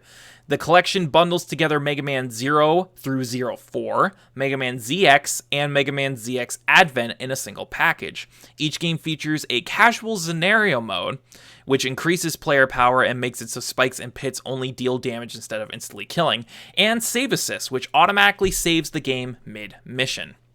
The collection also contains art galleries, a music player, exclusive new songs, optional visual filters, multiple screen layouts for ZX and ZX Advent, and a new Z Chaser mode. More details about this new mode will be shared at a later date. Players can pre-order the game from today, and those who do will receive 10 new in-game songs, 1 new stage remix for each game, and 4 bonus music player tracks. Mega Man Zero/ZX Legacy Collection launches on January 21st, 2020 for Xbox One, PS4, Switch, and PC. Now, this was just like a bombshell of a drop that came out of nowhere. It's like, hey guys, we're making a Mega Man Zero Collection. Cool, right? Like, I actually love the fact that Capcom seems to be doing these legacy collections for what seems like all the Mega Man sub-series now. Like, I assume after this, we're going to get a Mega Man Battle Network Legacy Collection, maybe a Star Force one, a Legends one. It just shows that Capcom wants to support Mega Man and get these games into the hands of new players who probably haven't played these games, because I know I haven't really played any of the Zero games because they were on the GBA back in the day. But what do you think about this announcement, Spenny? Well, you know what this calls for, right? That Shovel Knight, fuck. That Shovel Knight. I was gonna do the Mega Man check in power. You know I don't know what you're going for, right? Really? Yeah. NT Warrior? I've never played it, dude. I've never seen it. You ever watched the fucking cartoon? No, I haven't seen. I have seen fucking anime. So you've seen fucking Sonic Underground. You know what? But you haven't seen Mega Man NT Warrior. I don't invite you to my show just to be fucking ridiculed, okay? I thought that was the deal we made. No. Oh, okay. Sorry. My bad. My B. Cut that in Yeah, post. let's go back to square one. Yes. And action. Okay. So I'm a pretty big fan of Mega Man NT Warrior. Have you played Mega Man NT Warrior? No. Okay. Well, it's really good. Okay. And if they can make a Zero collection, then maybe we can get an NT Warrior collection, and then Probably at maybe some we can point. get every other Mega Man collection, and then maybe we can get the Mighty Number 9 retconned out of existence. I don't think that's going to happen. There's way too much interesting discourse about Mighty Number 9 for it to just poof out of existence. Dude, some people will defend that game to death. Yeah, and those people are what we call idiots. But I digress. They're like, you don't understand. He left Capcom because they were misusing him, so he made a good Mega Man game. Okay. And which I respond with, no, he stole money. Anyway, Mega Man's cool. Mega Man's cool. This is a very interesting announcement because I honestly didn't think we would get a new Mega Man collection so soon after the X one, but it is cool to see, and it just shows that Capcom wants to support Mega Man and are, giving those nods to some of the more obscure franchises that probably not as many people have played. I wanted to mention that this collection seems to have a lot of features that the other ones didn't. Like, it has the standard ones, the art gallery, the music player, the different graphics filters. But this one has casual scenario mode, which the X collection had something similar, but not to this degree. Not to this degree where you can't die from bottomless pits. So that's interesting. That's like, Mega Man's big thing is bottomless pits and spikes. And then they have, obviously this is just for these games because obviously they're on the DS, but the dual screen layouts for the ZX games, that's a nice touch. Put that all on one screen, which is very nice. And they have multiple different layouts, which is cool. Save states, which is something that people have been clamoring for in these collections since the first one. Why aren't there fucking save states in these games? I mean, the original had it, but from Legacy Collection 2 onwards, they didn't. So it's nice that they're bringing those back. And then there's this new mode, which is basically the gimmick mode of the collection, which they've all had, which is Z Chaser, which, going back in this trailer, from what I can gather, just based on the footage, it seems like you race either a bot through a stage to try and get the best time, but also it seems like it seems like it could be used in multiplayer in some aspect. Because, imagine the Zero ZX collection comes out. Yes. You can jump online, invite a friend to your game, play Z Chaser together, and you're just racing each other through stages. That sounds cool as shit. And honestly, I think it was a big missed opportunity that they didn't have some kind of co-op in X Challenge for the X Collection, because that seemed like it was designed with co-op in mind. Like drop-in, drop-out co-op, fight bosses together. That would have been cool. Hopefully, they do that with this one, because this one is even more suited for multiplayer since it's a racing mode. But this collection is shaping up to be pretty good, and it looks very good. It's coming out relatively soon. January is not that far away. Yeah, I was very surprised by this, and it actually looks like Capcom's putting a lot of effort into this. So, kudos to that. If you're someone like me who's never really played the Zero games, now's your chance come January. But let's move on to even more nutty announcements. They just get crazier from here on out.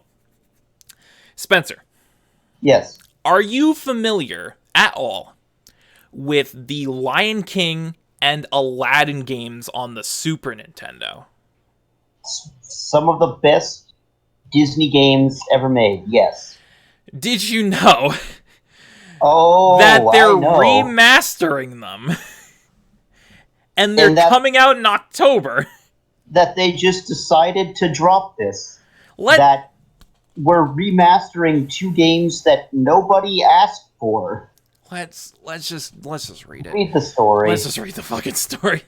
Two classic video games from the 16-bit era, Disney's Aladdin and The Lion King, are coming to modern platforms this fall. Publisher Nighthawk Interactive and developer Digital Eclipse will bundle those two retro platformers in Disney classic games, Aladdin and The Lion King, which will be released for Nintendo Switch, PlayStation 4, PC, and Xbox One on October 29th. Both Aladdin and The Lion King will feature upscale graphics to support high-definition displays and additional upgrades to enhance playability, according to a press release from Nighthawk Interactive. Those upgrades include save states, a rewind feature that will let players jump backward up to 15 seconds, a level select, invulnerability, and infinite lives options. The collection will also include what Nighthawk calls an interactive game viewer, which will let players watch full playthroughs with the ability to skip forward, jump in, and start playing at any time. The collection will also include a variety of versions of each title. Nighthawk promises multiple playable versions of the games, including Sega Genesis, Game Boy, and Super Game Boy releases, as well as the Lion King Super NES version. In other words, it doesn't sound like Capcom's Aladdin for Super NES will be included as part of this package. However, the collection will also feature a new final cut of Aladdin, as well as the game's 1993 trade show demo version, playable for the first time. Disney classic games Aladdin and The Lion King will be released physically and digitally for $29.99 on October 29th. What the fuck? While we're talking about this, I want you to look at the tweet I put in gaming. Oh, God. Okay, hang on. All I'm saying is that I think we found something. All I'm saying, dude, is it's pretty fucking close. Back to the story at hand. Enough of your JoJo reference bullshit. It works too much, my friend. Woo! Anyways, so yeah, what nobody the fuck? Nobody want who Shane? Who turned over, hit the fucking snooze button on their alarm, and went, "Fuck! I missed those SNES Lion King and Aladdin games." Fuck, we need to re-release these in several different formats. Fuck, I wonder if somebody still owns that 1993 trade demo. Shit, call them up. We need to put it in this game. Obviously. Oh, obviously. How else am I going to get the perfect co-op Aladdin / Lion King SNES experience without not being able to play the 1993 trade demo? It's impossible to enjoy them otherwise. Exactly. Also, really quickly, let's go back to this. So, they have box art, right? Yes. They showed the box art off in the trailer. I saw this on Twitter, and I died as soon as I noticed it, because you can't unsee it. On the graphic they used for the trailer, on the spine of the Switch box art, it says Aladdin and the Loin King. They fucking put a typo on the box art, and it just says the Loin King now. The King of the Loins. Oh my god, this is like fucking Revelatons. Oh, my loins. Oh my god, my Loin King. But anyway, what the fuck is going on? Who asked for this? Why is this happening? Why are they putting so much effort and detail into it? Like, each game has 3 different versions playable. It has save states. It has a rewind option. You can watch a full playthrough of the game and start playing at any point. Fucking the 1993 trade show of Aladdin is playable. What the fuck? Dude, we all asked for this, man. I don't understand what's happening, but it's a thing. So if you were clamoring for remasters of both Disney's Aladdin and The Lion King, October 29th is going to be the best day of your fucking life, my friend. But let's move on. Even nuttier. Even nuttier than Aladdin and The Lion King getting remastered. Excuse me. Loin King. Sorry, Loin King. I apologize. Out of nowhere. Guess what's happening, fuckers? That's right. Yakuza 7 is happening. That's right. Yakuza 7, which was apparently announced in April via an April Fool's video that no one took seriously, but apparently it was the next main installment in the Yakuza series. So... You know what? That is the most Yakuza way to announce your game. April Fools. Oh, you guys are funny. No, we're serious. No, like 5 months later, we're actually going to announce it, and it's going to be the exact same thing. But let's read. The next entry in the long-running Yakuza series will be titled Yakuza 7 Whereabouts of Light and Darkness in Japan, Sega and developer Ryuga Gotoku Studio have announced. Yakuza 7 puts players in control of Ichiban Kasuga, a member of the Arakawa family, who are part of the Tojo clan. According to the game's official site, in 2001, Ichiban is asked to take the fall for crimes committed by his boss and spends the next 18 years in jail. After finally getting out of jail in 2019, he returns to Kamurocho to discover that the Tojo clan has fallen. Ichiban seeks out his old boss only to be shot by him and left to die. However, he somehow survives and wakes up to find himself in Yokohama, the setting for Yakuza 7. As well as a new setting, the upcoming entry will replace the series' action combat with a new live command RPG battle system.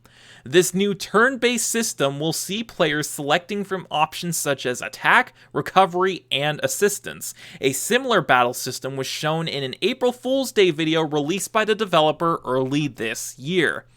Yakuza 7 will be available on PlayStation 4 in Japan on January 16, 2020, with a Western release to follow sometime later in 2020. Spencer, you have the floor. You're the Yakuza guy. Go at it. Yo, Yakuza as a fucking turn-based RPG? Let's go. You know what? We don't need to worry about Cosmic Kiryu anymore. He's old news. He's washed up. He's a has-been. That man can still kick the shit out of anybody, but you know what? He's done being a Yakuza. He's happy now. He's with his family. And by family, I mean his one actual daughter and his... No, not actual, kind of daughter, and the 6 other adopted children that he keeps at an orphanage. But that's cool. And then we had Project Judgment. And that's radical. That's a fucking Yakuza game. It's really cool. You should play it. And now we get a turn-based RPG Yakuza, and that's what I want. You know what? This all makes sense, Shane. Okay. First off, every Yakuza game has to have somebody getting shot by their boss or their best friend. Can we talk about how with this game? The story of this game seems to be almost a parody of Yakuza in of itself, because Ichiban is Kiryu if Kiryu actually went to prison. Yeah. Well, yeah. Right at the start, at least. Yeah. Because he takes the fall for the crimes of his boss, which is exactly what happened to Kiryu, except Ichiban spends fucking almost 2 decades in jail. And, you know, we respect people that do their time. Yes. So, shout out to, you know, Well, I don't really just shout I don't out know to, where you're going with this. I'm shouting out the creator. Sure, he looks orange, but and he's an actual Yakuza member. Mhm. But you know, you make good games, so shout out. Good job. So yeah, this is a completely different game than anything else Yakuza, before it. Yakuza is a stupid series filled with stupid characters, stupid stories, and even stupider side quests. But it's one of the greatest game series you ever played. And now it's a turn-based RPG. And I'm fucking excited. Yep. You're going to play the shit out of that when it comes out sometime next year. Yes. Speaking of things coming out sometime next year, we got word that Capcom is working on a new Resident Evil game for 2020. Let's read this article. Capcom will reveal a new Resident Evil project called Project Resistance ahead of the Tokyo Game Show 2019 on September 9th, which, as of this recording, is on Monday. The game is expected to release on PS4, Windows PC, and Xbox One, according to Capcom's Project Resistance teaser website. The trailer will be revealed on the Capcom YouTube page at 8 a.m. Pacific Standard Time, 11 a.m. Eastern, on September 9th. Tokyo Game Show attendees will be able to watch gameplay at the Capcom booth at set times during the show, which is held from September 12th to September 15th at Tokyo's Makuhari Messe. Which means next podcast is going to be fucking busy too because Tokyo Game Show, but whatever. Yeah, TGS. The opportunity to play Project Resistance is available only by advanced registration at the show, and for Japanese residents only, Capcom wrote on the Project Resistance website. Information on the project is limited, though images of the game have since been leaked online. A Reddit user put the YouTube livestream link for the trailer into a thumbnail grabber site, used to procure YouTube video thumbnails naturally, and found screenshots, which are reportedly from the Project Resistance teaser trailer. The images are tiny and exceptionally blurry when blown up, but appear to hint at a 4-player cooperative game. This article links tweets by Nibble, which we've used Nibble as a source on this podcast before. He's a great industry insider. He's the dude on Twitter with the Mob Psycho AV. He's great. Shout out to him. We're going to be using one of his tweets later on as a reference. But he tweeted out about the game, the stage schedule where it will be presented at Tokyo Game Show, as well as the leaked screenshots. Which is interesting because all the characters shown in all these screenshots look like very generic, ordinary people. Which led to a lot of people, this article even mentions it, Resident Evil enthusiasts on the internet are hoping Project Resistance is familiar to Resident Evil Outbreak, an online survival horror game released in 2003 for the PlayStation 2. The game was beloved by its dedicated fans, some of which put the game and its sequel back online on a private server in Japan in 2014. No details about Project Resistance have been confirmed, however, as of yet. So, the screenshots were leaked. It hints at a 4-player game. A lot of people are hoping that it's some kind of Outbreak-style game. Thankfully, I have the Resident Evil guy here with me. So, Spencer, what do you think Project Resistance will end up being? I think people are hoping it's an Outbreak game because the other co-op game was Reorg, Resident Evil Operation Raccoon City, and that game is interesting, to say the least. It is unique. That's a very conservative way to say poo. Dude, that game's shit. That game fucking sucks.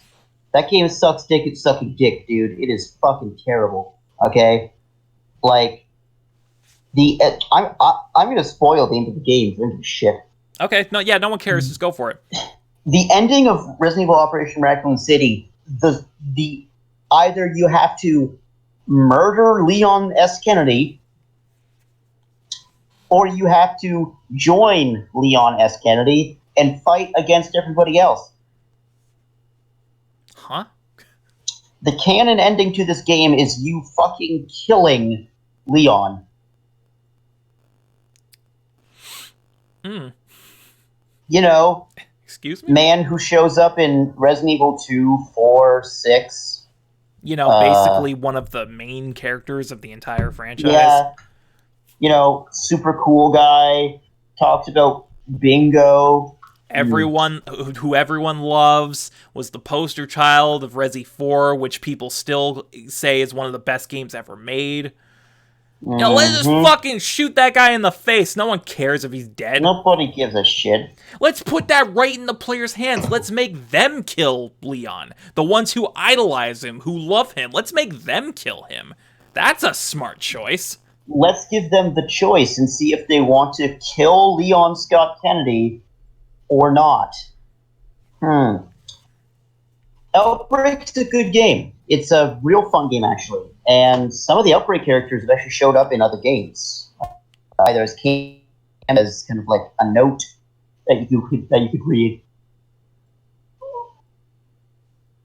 or as kind of like a side story. But Outbreak is a good game. It's relatively old. It was for the PS2 when it first came out. Yeah, it's an online game for the PS2, which you didn't see many of those back in the day. No. Also, they wanted to be Outbreak because the other online game was Umbrella Corps.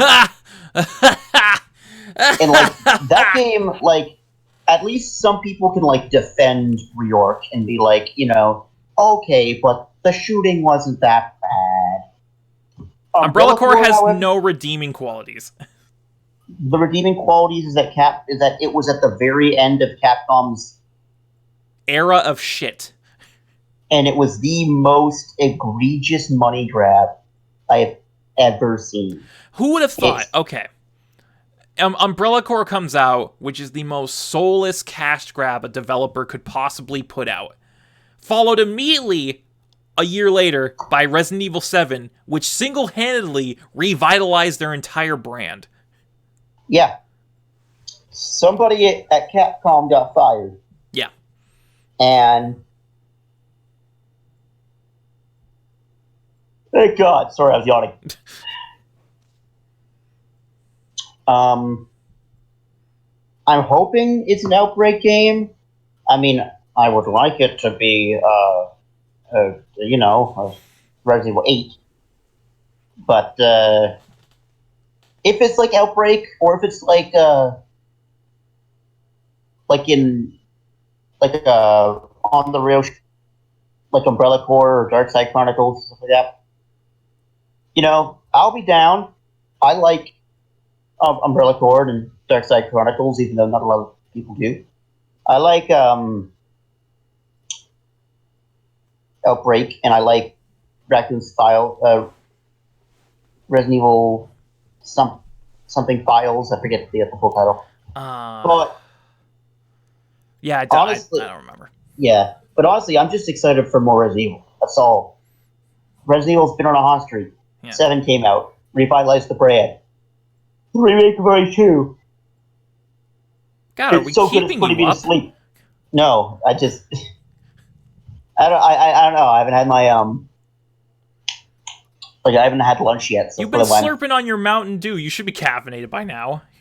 True, but you know I have a caffeine addiction. That's true. Yeah. Resident Evil. I don't really have anything to say about this because I'm not the Resident Evil guy. But like you said, Resident Evil has been on a hot streak lately, so hopefully they can continue that. We will see on Monday. Yes, when they drop the trailer. It is confirmed to be made on the RE engine. So good. Whether or not the game is good or not, it will at least look good. But yeah, Capcom's been on such a hot streak lately, and they've been like the hot topic of discussion on the podcast basically since then. Yeah, because, you know, there's never been a company that's done this complete of a way. Yeah. Mm-hmm. Like, so Resi 7, Resi 2 Remake, DMC 5, Mega Man 11, Monster Hunter World. They're just like, okay, it's time to strap in, boys. We're about. Yes. Yes. It just seems like every game they've put out in the last 2 years has just been gold. So hopefully they can keep that hot streak up and that this won't piss people off. But we'll just have to wait and see about that. And, it could be something completely different. It could be a new sub-series that's separate from anything else. Yeah. Completely different gameplay-wise. Who knows? We'll find out on Monday. And obviously, next podcast, we will report on that. Let's move on. That's all of our big announcement stories. We're getting into the last swing of news, where we just got miscellaneous stories, and obviously the direct recap at the end, but we'll save that for the end. Let's start off with our obligatory Game Pass story, because they announced the first batch of titles for September, and after the very flaccid month of August, aside from 1 or 2 really big hits, very solid lineup for Game Pass so far this month, so let's read. 6 new games are being added to Xbox Game Pass on console this month, with Game Pass on PC getting 7.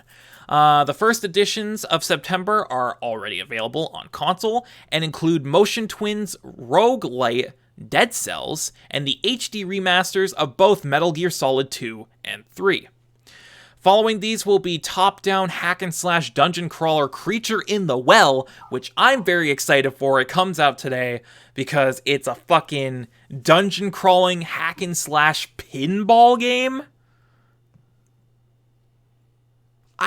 Don't ask me. I just stared at my fucking screen so goddamn hard. It's fucking... Whatever. It looks awesome. And Gears 5 Ultimate Edition on September 6th for Game Pass Ultimate. The standard edition of Gears 5 is also being added to the pass on September 10th. The final 2 games being added are Dungeon Crawler Enter the Gungeon and 2D platformer Goner Blueberry Edition, which will be added to the console pass on September 12th. As mentioned above, 7 titles are also being added to Game Pass on PC this month, but exact dates have not been given. The 7 games include Bad North Jotun Edition, Creature in the Well, Dead Cells, Enter the Gungeon, Gears 5, Goner, and Shadow Warrior 2.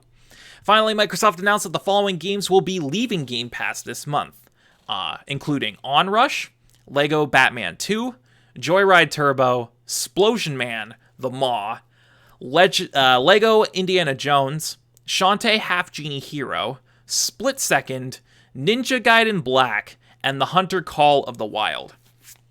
So, like I said, August was a very month for Game Pass. Other than the big one, which was DMC5, and a couple things here and there, August was very empty compared to some of the previous months, because Game Pass had been on a hot streak up until then with a bunch of really big games. August was kind of a down month for them. So they're coming back in full swing with September. Already a very strong lineup of games, including Dead Cells, Gears 5, MGS HD Collection. Great lineup so far, but of course, this is only the first installment of the month. They always have 2 batches. Some of the ones that are getting removed kind of sting, though. Specifically, Split Second and Ninja Gaiden, because both of those games are fantastic. But, it is what it is. I know you don't really care that much about Game Pass, but what do you think about these additions? I think that everybody should play MGS. Yes. And MGS2. Yes. I believe that a hack and slash pinball game is fucking radical. And I believe that you have some words to say about Gears 5. I would if the servers worked last night. Oh, what do you mean? I thought it came out a day early. Okay. This is something I forgot to bring up in the general discussion, but I might as well bring it up here. The whole marketing gimmick with Gears 5 was that they were going to release it on Game Pass, but they were also going to release an Ultimate Edition, which came with a bunch of extra content, but also gave you 4 days of early access, meaning you could play it on the 6th rather than the 10th. However, certain stores in certain regions got the game a few hours early, in which case, our store, which is on the Eastern Coast, got access to the game last night on the 5th at 9 p.m. Eastern. I had it pre-installed. I was ready to play it. Got right in, did the tutorial, did the boot camp training, got right into the game. I was going to play co-op campaign with my sister, but she worked like 12 hours, so she wasn't feeling it. So I was like, okay, I'm just going to jump in the verses, play some multiplayer matches. The servers weren't working at all, and I couldn't play the game last night. So I would have said something about Gears during the general discussion if, I had gotten to play it. And I find it very ironic that just over a month ago, I was on this show talking about how good the Gears 5 beta was and how there were no server issues whatsoever. It was a flawless experience. And now here we are, and the main game launch is the exact opposite. Oh, I love when stuff like this happens. Yeah, it's like... You did an amazing job. You guys did perfect. Oh, wait, the game... it just doesn't work. Okay. I mean, you can play solo campaign and horde mode. I'm going to be honest. Does anybody care about the campaigns anymore? Honestly, I very much care about this campaign just because of the way they've been marketing it. It seems like a very new, interesting direction for Gears, and I've heard a lot of things. There's some new design philosophies in there that make it actually a lot different. Mainly in that the middle two acts are pseudo open world. So that's cool. That's pretty cool. I'm actually very excited to play that, but I couldn't because the servers were down.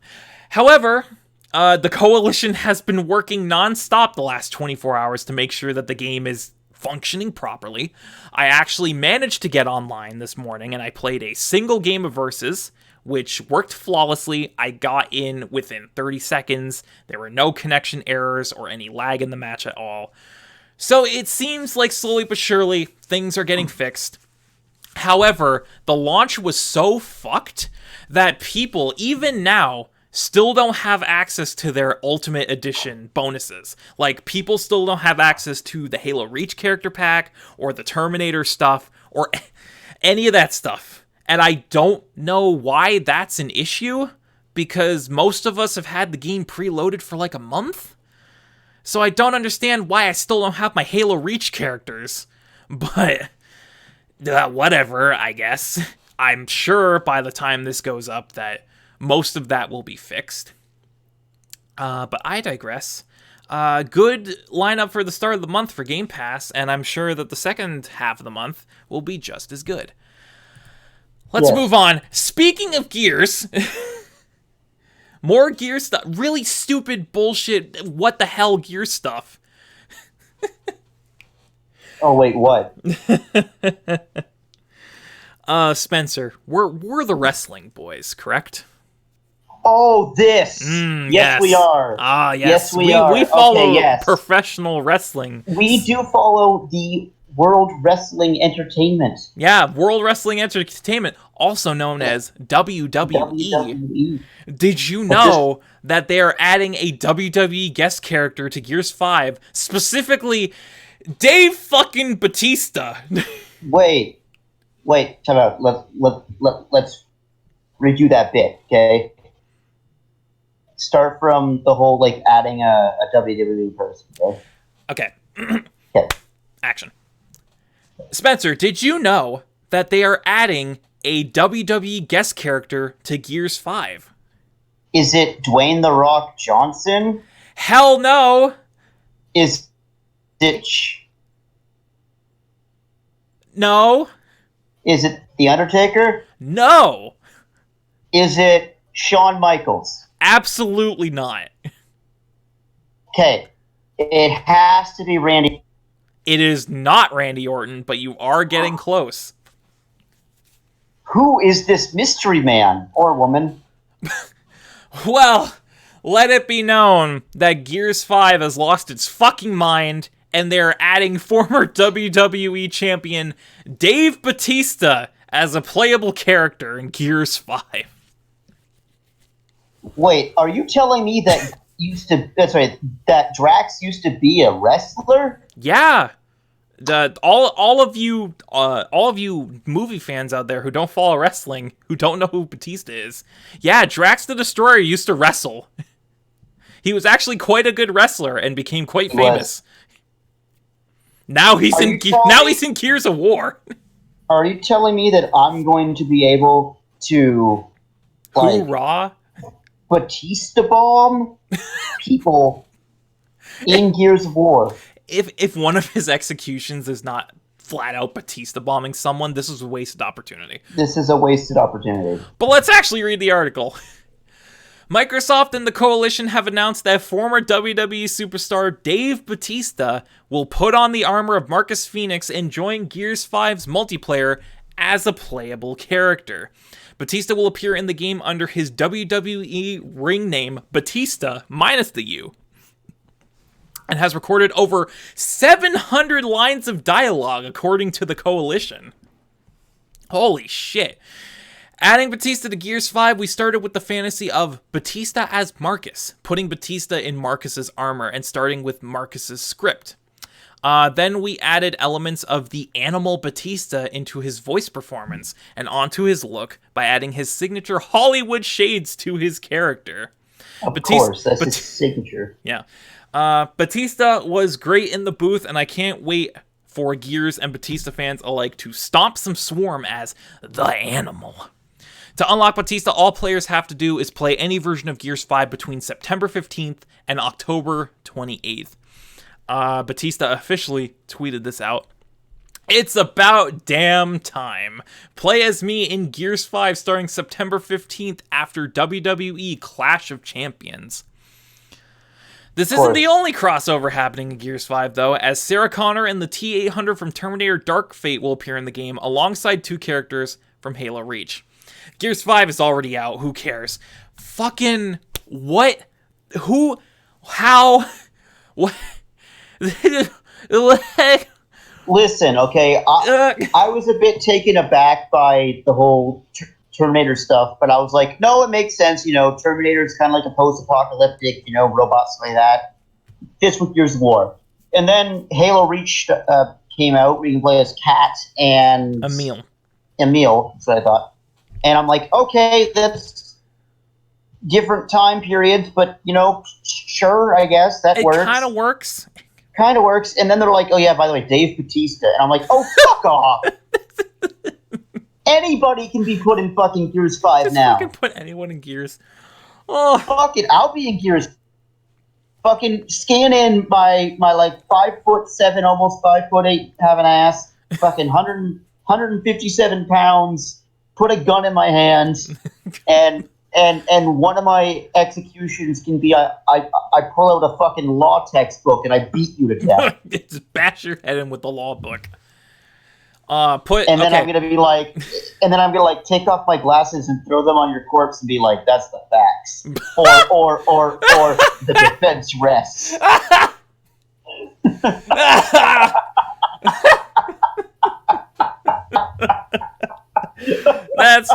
You have to put that in your that is your Discord name now. That's the facts. That's the facts. Do it right now. It's being changed live on. Here, I'll even bring up Discord so everyone can see it. Fucking God. That's the facts. That's the facts. Hold on. For anyone who is confused about that's the facts name change, we'll explain after recording. Oh God. Oh God. Anyway, Dave Batista's coming to Gears. Who gives a shit? Fuck it. Just put anyone in Gears. Put my dog into Gears. Put him in the fucking big ass armor with the giant shoulder blades. Yo, it'll be like a Megazord. Your dog and my dog will be together. Fucking dog bot, dude. Yeah. They step on somebody and then they go, bark, bark, motherfucker. Yeah, he's a fucking Gogurt, dude. Yeah, fucking yop, my motherfuckers. Anyway, we're moving on. There's so many ways we could meme that, but we're going to be here all day if we do that. Let's move on to some CD Projekt Red news, because they had two big pieces of news that came out this week. Starting off with a new addition to Cyberpunk 2077, they confirmed that they are working on multiplayer for the game. So let's read. CD Projekt Red has officially confirmed that it will add multiplayer to Cyberpunk 2077 after the game launches. The developer put out a tweet confirming that multiplayer is in the works for the game. In a second tweet, CD Projekt Red explained that the plan is to release free DLC and single-player content for the game before adding multiplayer. And here's the first tweet from CD Projekt Red. Until now, the only thing we said about multi was that it was in R&D. As we're getting closer to launching single-player Cyberpunk 2077 in April 2020, we'd like to confirm that multiplayer is in the works. The plan for now is to deliver Cyberpunk 2077 in April, then follow up with free DLCs and single-player content, and, once we're done, invite you for some multiplayer action. No further details about multiplayer were shared. Cyberpunk 2077 launches April 16, 2020 for Xbox One, PS4, and PC. Cyberpunk 2077 is shaping up to be probably Game of the Year for 2020. However, I'm very interested to see what exactly this multiplayer mode will be, because it's an open world, almost action RPG-esque game. So, do you have, like, standard team deathmatch shooter modes? Do you have something like GTA or Red Dead Online, where you can have players join up in the open world and go do quests and stuff? Spencer, what do you think this is going to be?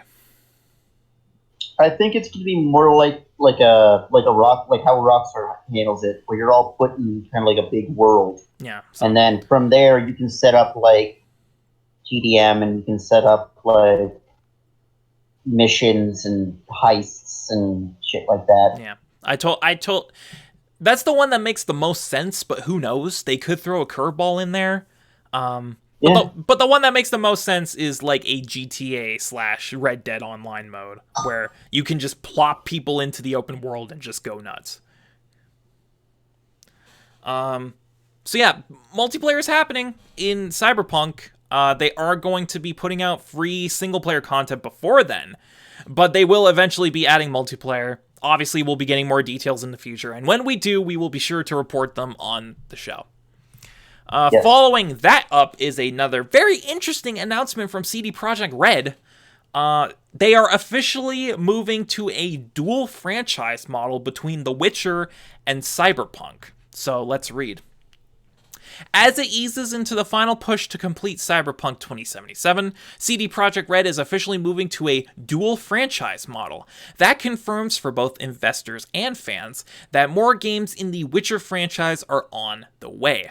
The new direction was proudly announced in a financial report issued by the CD Projekt Capital Group covering the first half of 2019.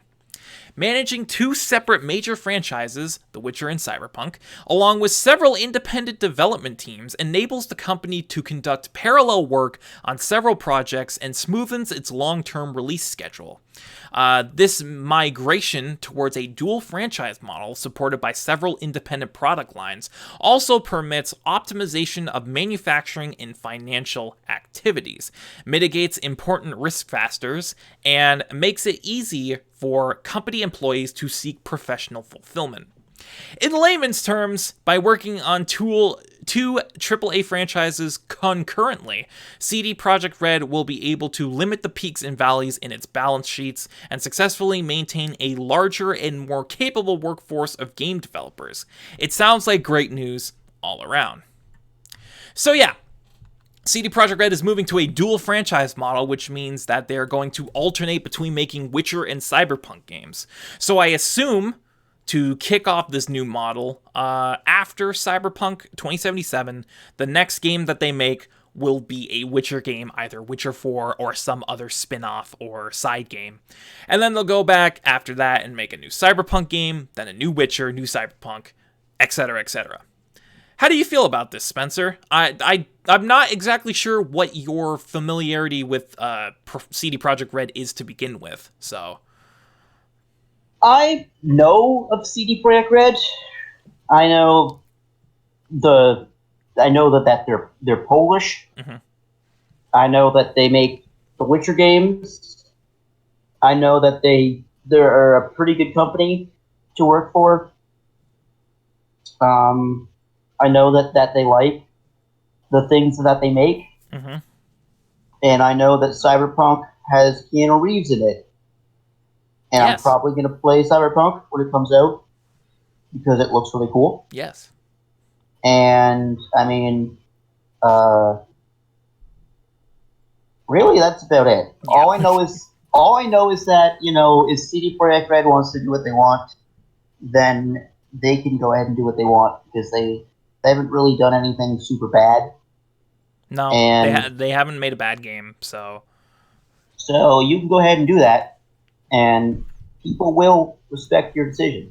I just want to So, quickly look up and see if, because I know they made the Witcher games, but I don't exactly know if they have made games before that, I believe they have. and if they have, what they are. If Wikipedia will fucking load. Go ahead, tell me. Fuck CD. you, Wikipedia, you piece of bullshit. All right, it's just not loading. It's loading for me right now. But yeah, this is an interesting decision. Very. Enforcing a dual franchise model kind of limits the work that they can do, because if they're just devoting all their time to Witcher and Cyberpunk, what does that mean for future franchises or IPs that they want to make later on? Are they going to abandon the model? Are they going to add it to the model? There's a lot of different directions this could go, but seeing as how The Witcher is such high quality and Cyberpunk is shaping up to be such high quality, I don't think anyone's really going to bitch that they're just focusing on those two and they're going to alternate between them. Obviously, people who love The Witcher will want more Witcher games. People who love Cyberpunk will want more Cyberpunk games. This is honestly just the best of both worlds at this point in time, because it allows CD Projekt Red to really hone their craft and have much better productivity than they had before. And it makes fans happy because they get the games that they want. So, good news all around. We'll see how this turns out in the years to come.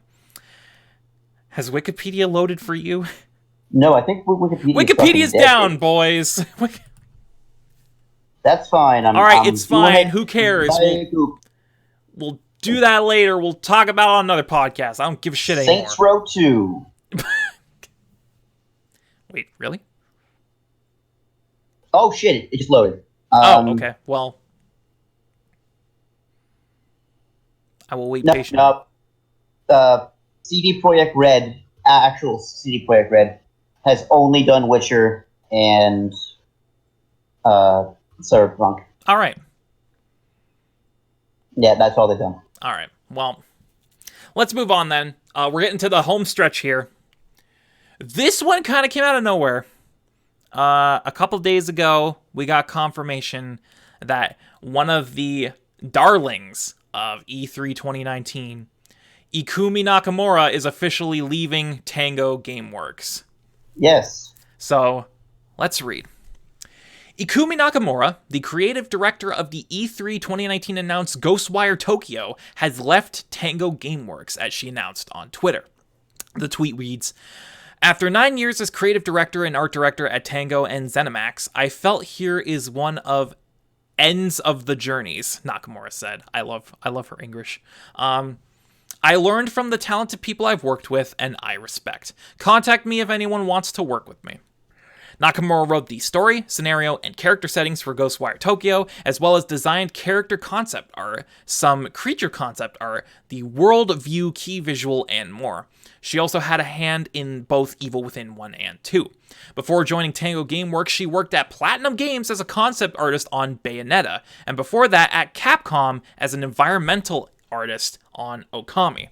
So Ikumi Nakamura knows what she's doing, but this is a very surprising announcement to hear, because after her presentation at E3 and the announcement, and after it went viral and she blew up on Twitter, everyone assumed that Ghostwire was her baby. So the fact that she's now leaving the project and the developer entirely does not spell good for that game at all. What do you think of this, Spencer? I think that they just lost the heart and soul of that project. Yeah, I honestly think that game is kind of doomed at this point. They,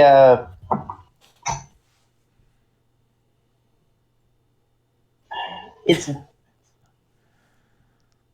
I don't know what's happening. Yeah, me neither. I can try my damnedest to give you any, anything, but I'm not there. I don't know what's happening, and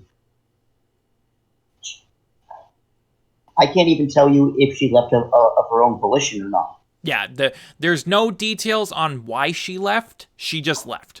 There's no word on whether it was creative differences, if it was a pay dispute, if she was let go from the team, which I don't think she would be because she was creative director.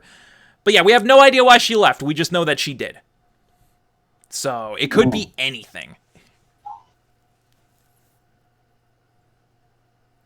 It's just...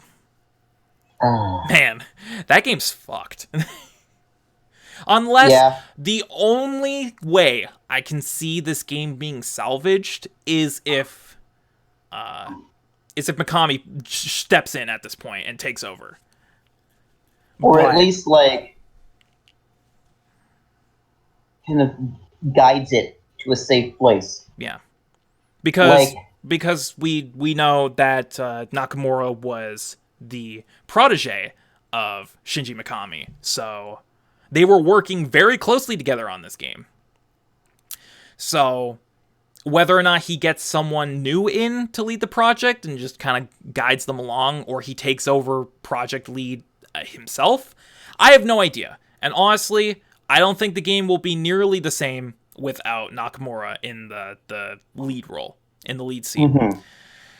It's I don't know, man. I think it's doomed at this point without her, but they could prove us wrong. It's just a very unfortunate scenario because she showed her passion on that stage, dude, and everyone took note and everyone loved her, and now she's not making the game anymore. So yeah, we all saw it. We all saw everything, and it's really disheartening. It's disheartening to see. The game looked really good, and she stood up there and she gave her all. She put her fucking heart on that stage. And people, some people gave her some shit. And I'm like, man, E3 is a scary time. Yeah. That's the top of the mountain, okay? And unless you want to be Bethesda and pay people to cheer, then I suggest research. Ooh, nice stretch. Thank you. That was a really nice stretch, actually. I feel good. I don't know. And this is a case, this is a story where it's just not enough's known. And frankly, even if we knew everything, we probably don't know everything. Yeah. That's all I got to say. Yeah, it's a very unfortunate situation from every angle, but hopefully they can somehow salvage this project and the game will come out and it will actually turn out good. But now that she's out, I have some serious doubts going forward about that game. But we'll see. We'll see in the coming months how it shapes out. Moving on to our last big piece of news before we get to the Nintendo Direct stuff. Telltale Games is back. Quote unquote, back. Back. I know you have a lot to say about this. But yeah, it turns out Telltale Games is being quote unquote revived. Not really, but let's get into the details. Telltale Games, which shut down last year, is being revived after its assets were purchased by a company called LCG Entertainment. The new company will sell some of Telltale's back catalog and will work on new games based on a few Telltale associated properties, as well as new licenses. The new Telltale is headed up by Jamie Altley and Brian Waddle. Otley said that some workers from the original Telltale games will be offered freelance roles, with full-time positions possible in the future. Blah, blah, blah, blah, blah. She has a history in mobile games. She said, confirmed the new business has back catalog rights to its licensed properties, including Wolf Among Us and Batman, as well as full rights to original Telltale games such as Puzzle Agent. I don't even know what Puzzle Agent is. Blah, blah, blah, blah, blah. Spencer, please inform us why this is bullshit. Here we go. So, Telltale went under. Mm-hmm. They went bankrupt. They went bankrupt. I'm not gonna, because I always forget what the actual charter for bankruptcy is. But they went bankrupt. They filed for it, and they were technically no longer a company. All of their games were either canceled or shelved, and then they get resuscitated like a zombie, because that's what this company is. It's basically a shambling corpse. This is not Telltale. This is a shell company. This is we need to get money, and we don't want to pay benefits to the people that work there. So this is not Telltale, because the people that were from Telltale that are working at this company are not classified as employees. They're classified as freelancers. They're freelance agents. They're freelance agents, which means that the company doesn't have to pay them benefits, overtime, a proper salary. They can pay them a hourly wage, which they deem fit for the work that they're doing. So what this LGC Entertainment and the people that worked on mobile games that are now handling Telltale stuff are trying to do is remove the workers' rights and workers' voice strictly because they're not technically hired as employees of this shell company. They are freelance agents, and as such, they don't get the benefits of working at the company. It is a disgusting show of large-scale capitalism, and it once again shows that big companies don't care about workers. No. Especially if they're large companies. Now, obviously, there are exceptions to the rule, and I don't want you to think I'm some far left-wing commie. That's another person that we know. Yeah. But I'm just telling you the facts, and the facts are these people don't want to pay them, so they hire them for maybe, they'll say, okay, I'll give you, I don't know, $15 an hour. Let's say what I make it work for pushing hearts. I'll give you $15 an hour for doing coding and art, and in exchange for this, you actually have a job. However, you don't get health care, dental care, paid vacation, sick leave, maternity leave, paternity leave. You don't get overtime hours. In fact, we're going to specifically, what my work does, specifically make sure that we schedule you for an hour before we have to pay you overtime. And even if you do overtime, well, you're not an employee, you're an agent, so you still get the same wage, but we might make it like, I don't know, $16.50, $17 an hour. Okay, so you're going to make a bit more money. So that should be okay with you. And it's sad to see that people that were probably initially excited to hear that their company, that their job was back in order, being forced to basically be sold as second to third rate labor, because the company doesn't want to spend money where the money's worth it. It's sad. Yeah, it's a bunch of bullshit. And just a friendly reminder that this is not Telltale. This is a large corporation that bought out their assets and are profiting off of their licenses. It is not Telltale Games. They are not making games. It is Telltale by association only. Yes. That's all it is. It's just a big corporation that bought out their assets and are profiting off them. It's not Telltale. It's not the original staff, not the original developers. No one involved in Telltale is doing anything with this, except for a few choice original employees who are being offered really insulting positions, to be honest. And that's all it is. This is not Telltale in any sense of the word. And it's very sad, but that's the world we live in. A society. There is no ethical consumption under capitalism. None. But Let's move on. Our last big story for the day is the Nintendo Direct that just happened on Wednesday night. I don't have any specific articles that talk about the things that were announced. Instead, for reference, I am using this Twitter thread by Nibble, who we talked about earlier. He's the guy with the Mob Psycho AV on Twitter. Very good industry insider. Posts a lot of very informative shit. And he chronicled all the announcements, or most of the announcements, that happened at the Nintendo Direct. So I'm going to quickly go through these. We're going to lightning round this shit. Go through all the announcements that happened at the Direct, and then talk about the Direct as a whole afterwards. So let's get started. So we started the Direct with something that had already been leaked well before the Direct started.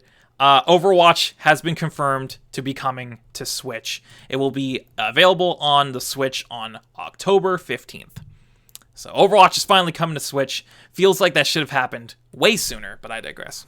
But the real question is, who cares anymore? Yeah, who cares? Next up, they announced a new free-to-play Kirby game called Super Kirby Clash, which I am 100% positive this is just the 3DS game that they put on the eShop. I'm pretty sure it's the exact same game. I think it is, actually. I'm pretty sure it is, but they could fool me. But yeah, they announced that it was available later that day, so it's already up on the eShop. It's free to play. You can download it now. Moving on, they showed a new trailer for the Trials of Mana remake, and they announced a release date. The Trials of Mana remake is available on April 24th, 2020. And that looked very good, by the way. So, moving on, they announced that Return of the Obra Dinn is coming to Switch in fall 2020. That was all they had for that, but it is coming to Switch, so that's cool. Next up, they had a new trailer for that game that they announced a little while ago that Game Freak was working on called Town. It officially got a new title, Little Town Hero, and it is coming to the Switch on October 16th. And the big bombshell announcement is that it is being composed by Toby Fox of Undertale fame, which just means that it's going to have a really good soundtrack. So, look forward to that, I guess. Moving on, they talked about some Smash stuff. They had a confirmation of when Banjo was being released in Smash. Spoilers, it was today. It was that day. Everyone rushed on the eShop and updated Smash so they could play Banjo. We already talked about it earlier. Banjo's great. Banjo. And then they announced the 4th DLC character for Ultimate, which various rumors and leaks pointed to it being a SNK character, so everyone immediately gravitated towards Terry Bogard from Fatal Fury. Guess what? Terry Bogard from Fatal Fury got announced for Smash. He will be the 4th DLC character for Ultimate, and he is releasing in November. So you know what that means, right? That is very exciting. You know what it's time to? What? It's time to get serious! Also, all those people on Twitter who are shitting all over the Terry announcement saying no one cares about this nobody character, go fuck yourself. Fuck you, you dumb motherfuckers. How about you pay attention to a fucking company called SNK that probably makes some of your favorite fighting games that you fucking watch GIFs of all the time? Man's been in 50 plus games, has 2 OVAs, 1 theatrically released anime film. He's been the mascot of SNK for the entirety of the company's goddamn life, okay? The man has heart, soul. Fuck you. Yeah, fuck you. Fuck you. Insert spoiler for later on, but I'm going to talk about this character. Who's this nobody? Fuck you. Moving on. I'm just like straight up though. I'm just really upset. I know. When people just turn so quickly from being like, "Oh, this is so cool," to look at this new shiny thing. It's like, do you even know anything about Terry Bogard? Do you even get the references that were that awesome Neo Geo inspired? Yeah. CG trailer. Remember when fucking Geese Howard jumps out the building and then fucking dies? And it's like, that's a reference to the original Final Fight. Wait, sorry. Yes. Fatal Fight? It's Fatal Fury. Fatal Fury, sorry, yeah. Fatal Fury.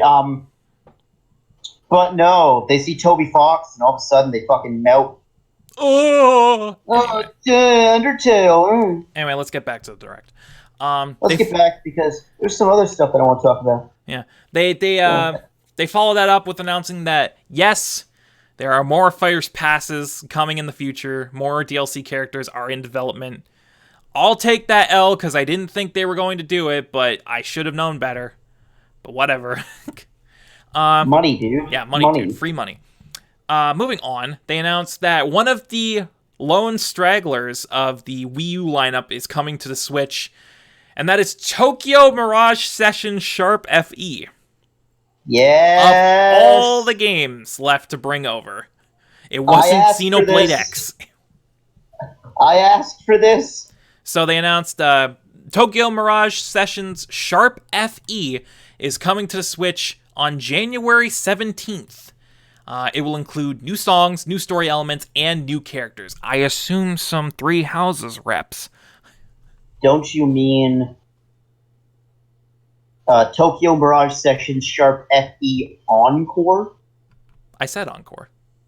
Oh, I didn't hear Encore. Do you listen to me when I talk? 99% of the time, yeah.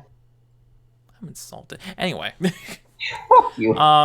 Moving on, the thing that Spencer went absolutely batshit over.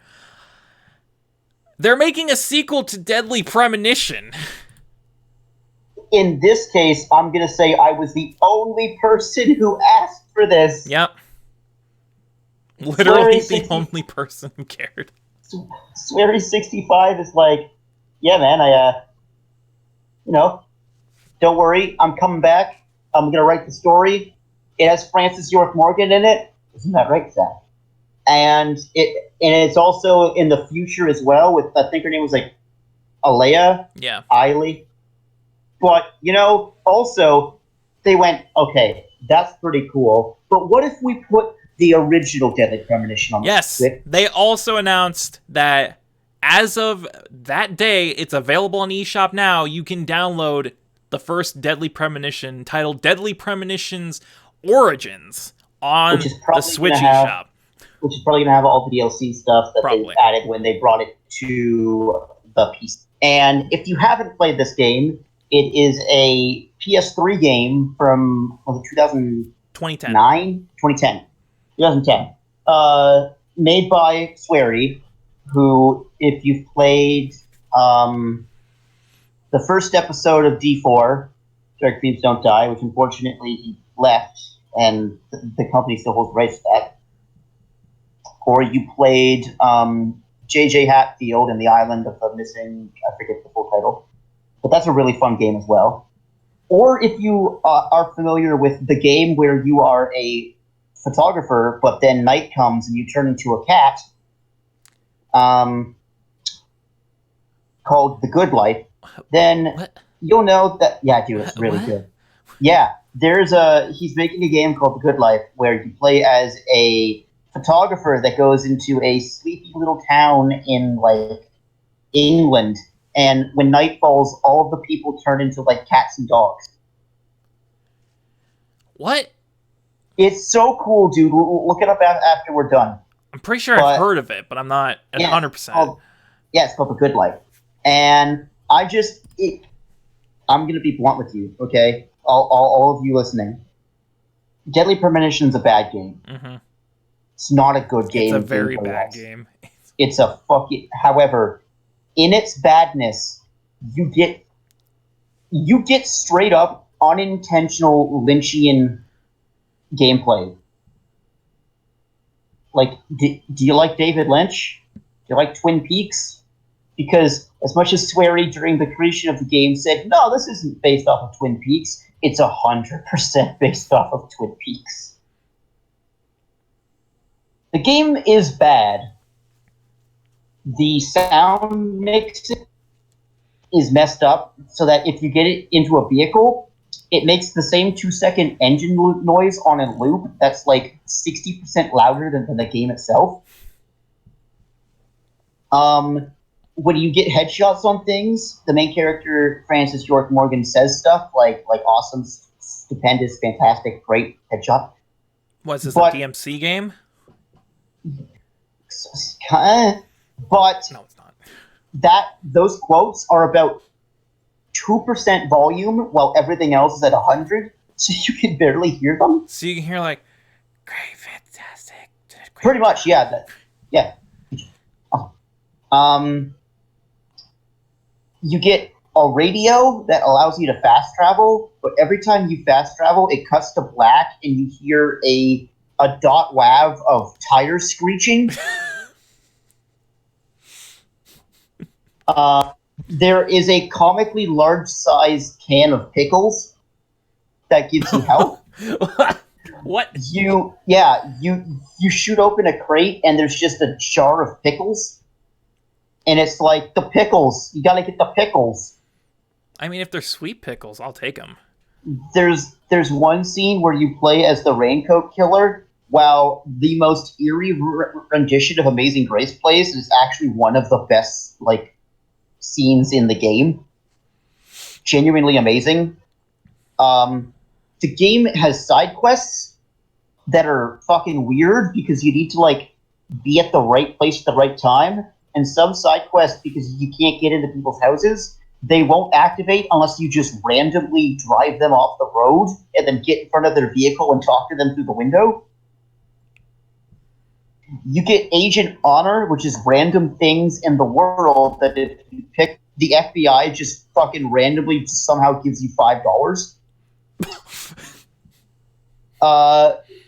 It has a system where you have to shave and shower and like get dressed and stuff like that, or else you start to have flies around you and you get a scraggly beard, and the FBI docks your pay because they can tell that you don't look good. Because you smell bad? Yes, they actually do dock your pay because you smell bad. So this game is should amazing. Should I play this game? Yes, you genuinely should. Because it sounds fucking stupid. But those are my kind of games. This game is absolutely fucking bonkers, dude. It is so dumb. However, it's so fun in its awkwardness. And the music's pretty good. It has a good soundtrack. But there's my pitch to play. Actually, I have my Switch with me right now, so I'll check how much it costs. Yeah, it's probably like 20-something bucks. But like, that's my pitch to play Deadly Premonition, okay? I think with this announcement in particular, we've basically gotten to the point where if you can dream of something, Nintendo will make it. I'm actually going to, because I'm going to go to the bank to set up my credit card. I'm probably going to buy it today, dude. Do it. It's $39.99. $40. $40? Dude, this is $40 for like probably like a 60-hour game. What? Yeah. Huh? $39.99. Let's see. Okay. $39. We need to move on though. Yes. Let's move on. And then P. Hines from Bethesda came out and said, "Hey guys, you like Doom? Well, guess what? Doom's 25th anniversary is this year, the same day as Doom Eternal. We're going to put Doom 64 on the Switch, because why not? So Doom 64 is coming to the Switch on November 22nd, same day as Doom Eternal, so that's cool.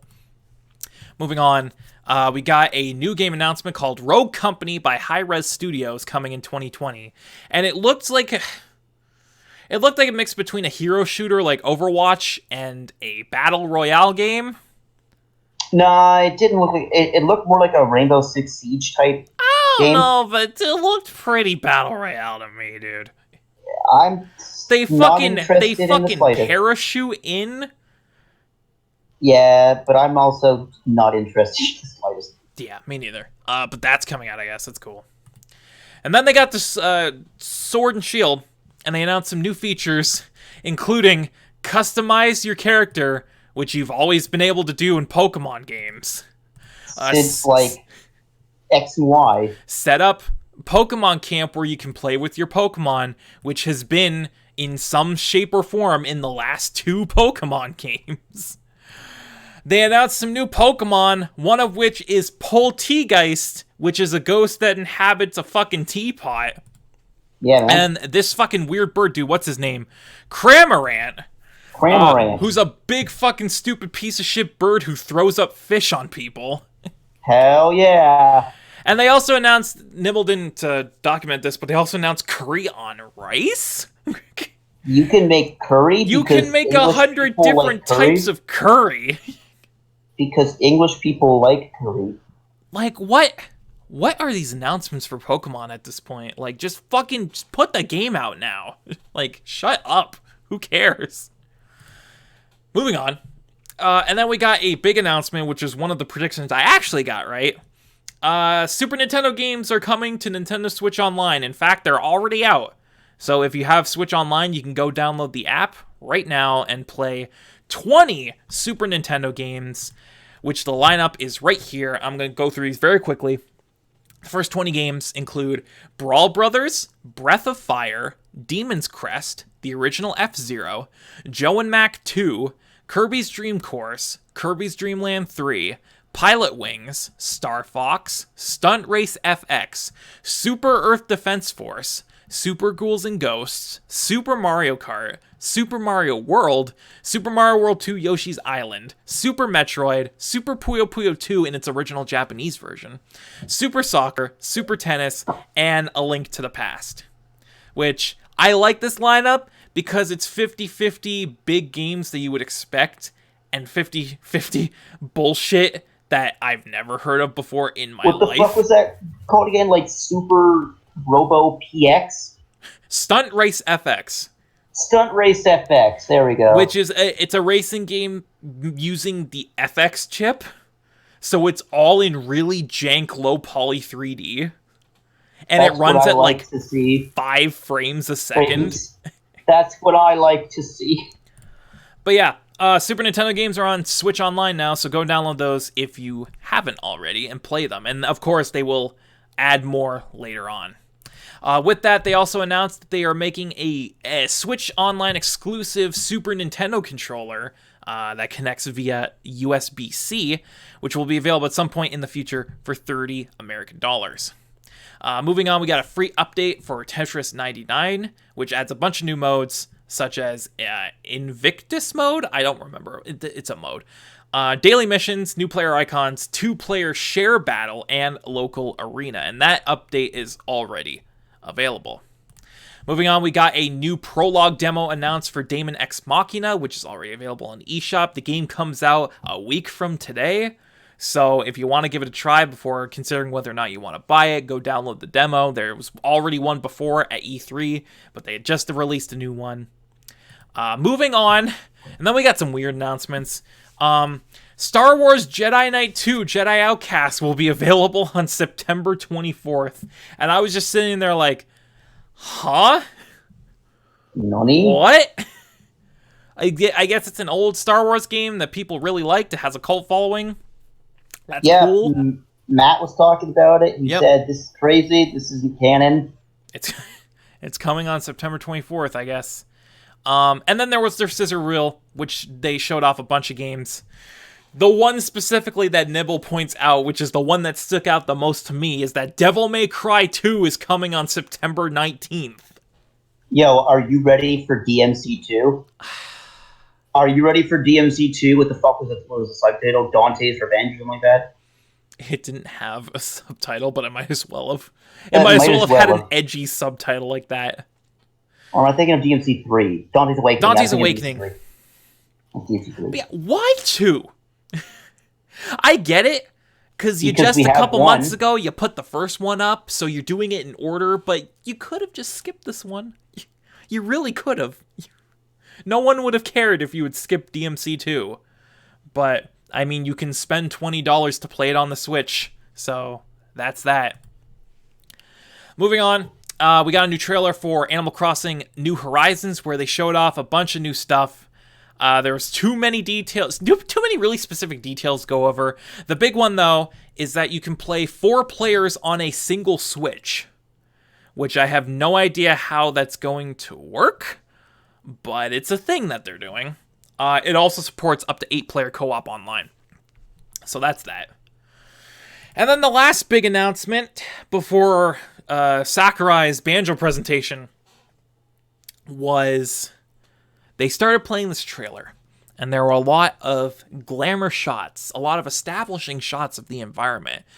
It looks very familiar. Oh. And then all of a sudden, this blonde boy in a red jacket shows up, and all of a sudden, oh fuck, they're remaking Xenoblade Chronicles. Hey, what's up, people? Do you want to, not have to spend a couple $100? Lay it on. There you go. Yeah, there you go. So, yeah, they announced Xenoblade Chronicles Definitive Edition is a full-on remake of the original Xenoblade Chronicles, which they are releasing for Switch sometime in 2020. And just based off of the footage that they showed off in this trailer, it looks phenomenally better than the original version. Because we even talked about this after the Direct. Even for Wii standards, that game is butt ugly. That game definitely needed a remake, so it's nice to see that they are, in fact, remaking it. But that was it for the Nintendo Direct. Sakurai had his Smash presentation afterwards where he showed off Banjo's moveset and a bit more on Terry. And then they showed off some Mii costumes, and I don't have anything to go along with it. But Sans is in Smash. Sans is a Mii costume for the Mii Gunners, so technically Sans is in Smash, and for some reason, even though it was just a Mii costume, everyone flipped their shit and is going off about how Sans is now in Smash. Smash, and how we should fucking, the Sans is in Smash, Sans is in Smash, guys, even though he's just the costume for the Mii characters, but apparently this is an even bigger announcement than fucking Banjo coming out the same day. What about that? What about, not even just that, though. Fucking Terry just got announced. And they're like, nah. Who gives a shit about Terry Bogard? Sans. Sans, though. Sans! And I'm like... He comes with Megalovania, Spencer. This is the biggest announcement in all of gaming history. Meanwhile, I'm just here well, actually, no, it's not, but... Okay. I guess I'll allow people to have their... I'm sad. I agree.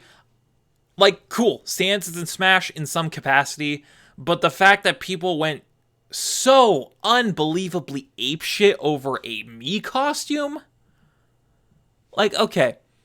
Cool your shit, guys. Just chill. Bring it down. Just bring it down a little bit. I get it. But calm down. But anyway, that was the Nintendo Direct. Spencer, what are your thoughts on the Direct as a whole? Go, right now. Okay, this was a good Direct. It was a hype Direct. It's a fucking good Direct. It came out of nowhere, no one asked for it, but it had a lot of great shit. Had a lot of great shit. Nobody but me was even thinking about a Deadly Premonition 2. Nobody but me was even thinking that it would come to the Switch. Nobody but me was even thinking about, how amazing it would be if Terry Bogard, although I would have also liked Iori, but that's besides the point. Luigi's Mansion 3.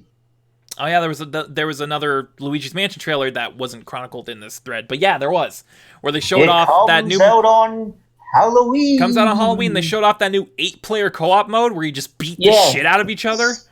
It's called Scream Park. It looks awesome. So does all the different areas. It's a good game. Okay. Luigi's Mansion gets shafted sometimes because it's not a Mario game, but you know what? Fuck you. Both of those games are amazing. That's all. Okay. Good. It was good, and now you don't need to pay like fucking $600 to Get an original copy of Xenoblade. Blades. You can just get it on the Switch. Get it on the Switch, and it's Gonna going to be HD. infinitely better, and it won't look like actual dog shit. Yeah. But yeah, no one expected this direct or really even asked for it, to be honest. But it was a great direct nonetheless, and had a lot of great shit in it. Even if it wasn't the best direct we've ever had, there was still a lot of cool announcements, like Xenoblade Remake, Banjo coming out the same day, Terry Bogard for Smash, Super Nintendo games are coming to Switch, Deadly Premonition 2, like... It was a really weird direct with a lot of really wacky announcements, but all in all, it was a great direct, and I really enjoyed watching it. And with that said, that's it for our news section, Spencer. Man, wow. I honestly didn't think that this podcast was going to go 3 hours again this week, but here we are. Fuck. I'm not going to say that next time is going to be any shorter because Tokyo Game Show is coming up, but... Yeah, we've kind of been shafted recently with Gamescom, and then a direct, and then, and then everything. There was that 1 week where all the news started to come out even before Gamescom. I think this is the third podcast in a row that's been 3 hours. I'm sorry. But there's just been so much going on in gaming lately. There's so much news that we can't help it. Hopefully next time will be a little bit shorter, but Tokyo Game Show. So we'll see how that goes. But with that said, we can wrap things up here. Is that Pure Layer truck coming here? Leave me alone, Pure Layer. With that said, thank you very much for watching this episode of Bearded Banter. I've been the Beer One. You can find me on Twitter at BeerGamingN. You can find Spencer on Twitter at Beery Burton with 2 E's. 2 E's. And we will see you guys next time. Keep on gaming. You know what that is? That's the facts.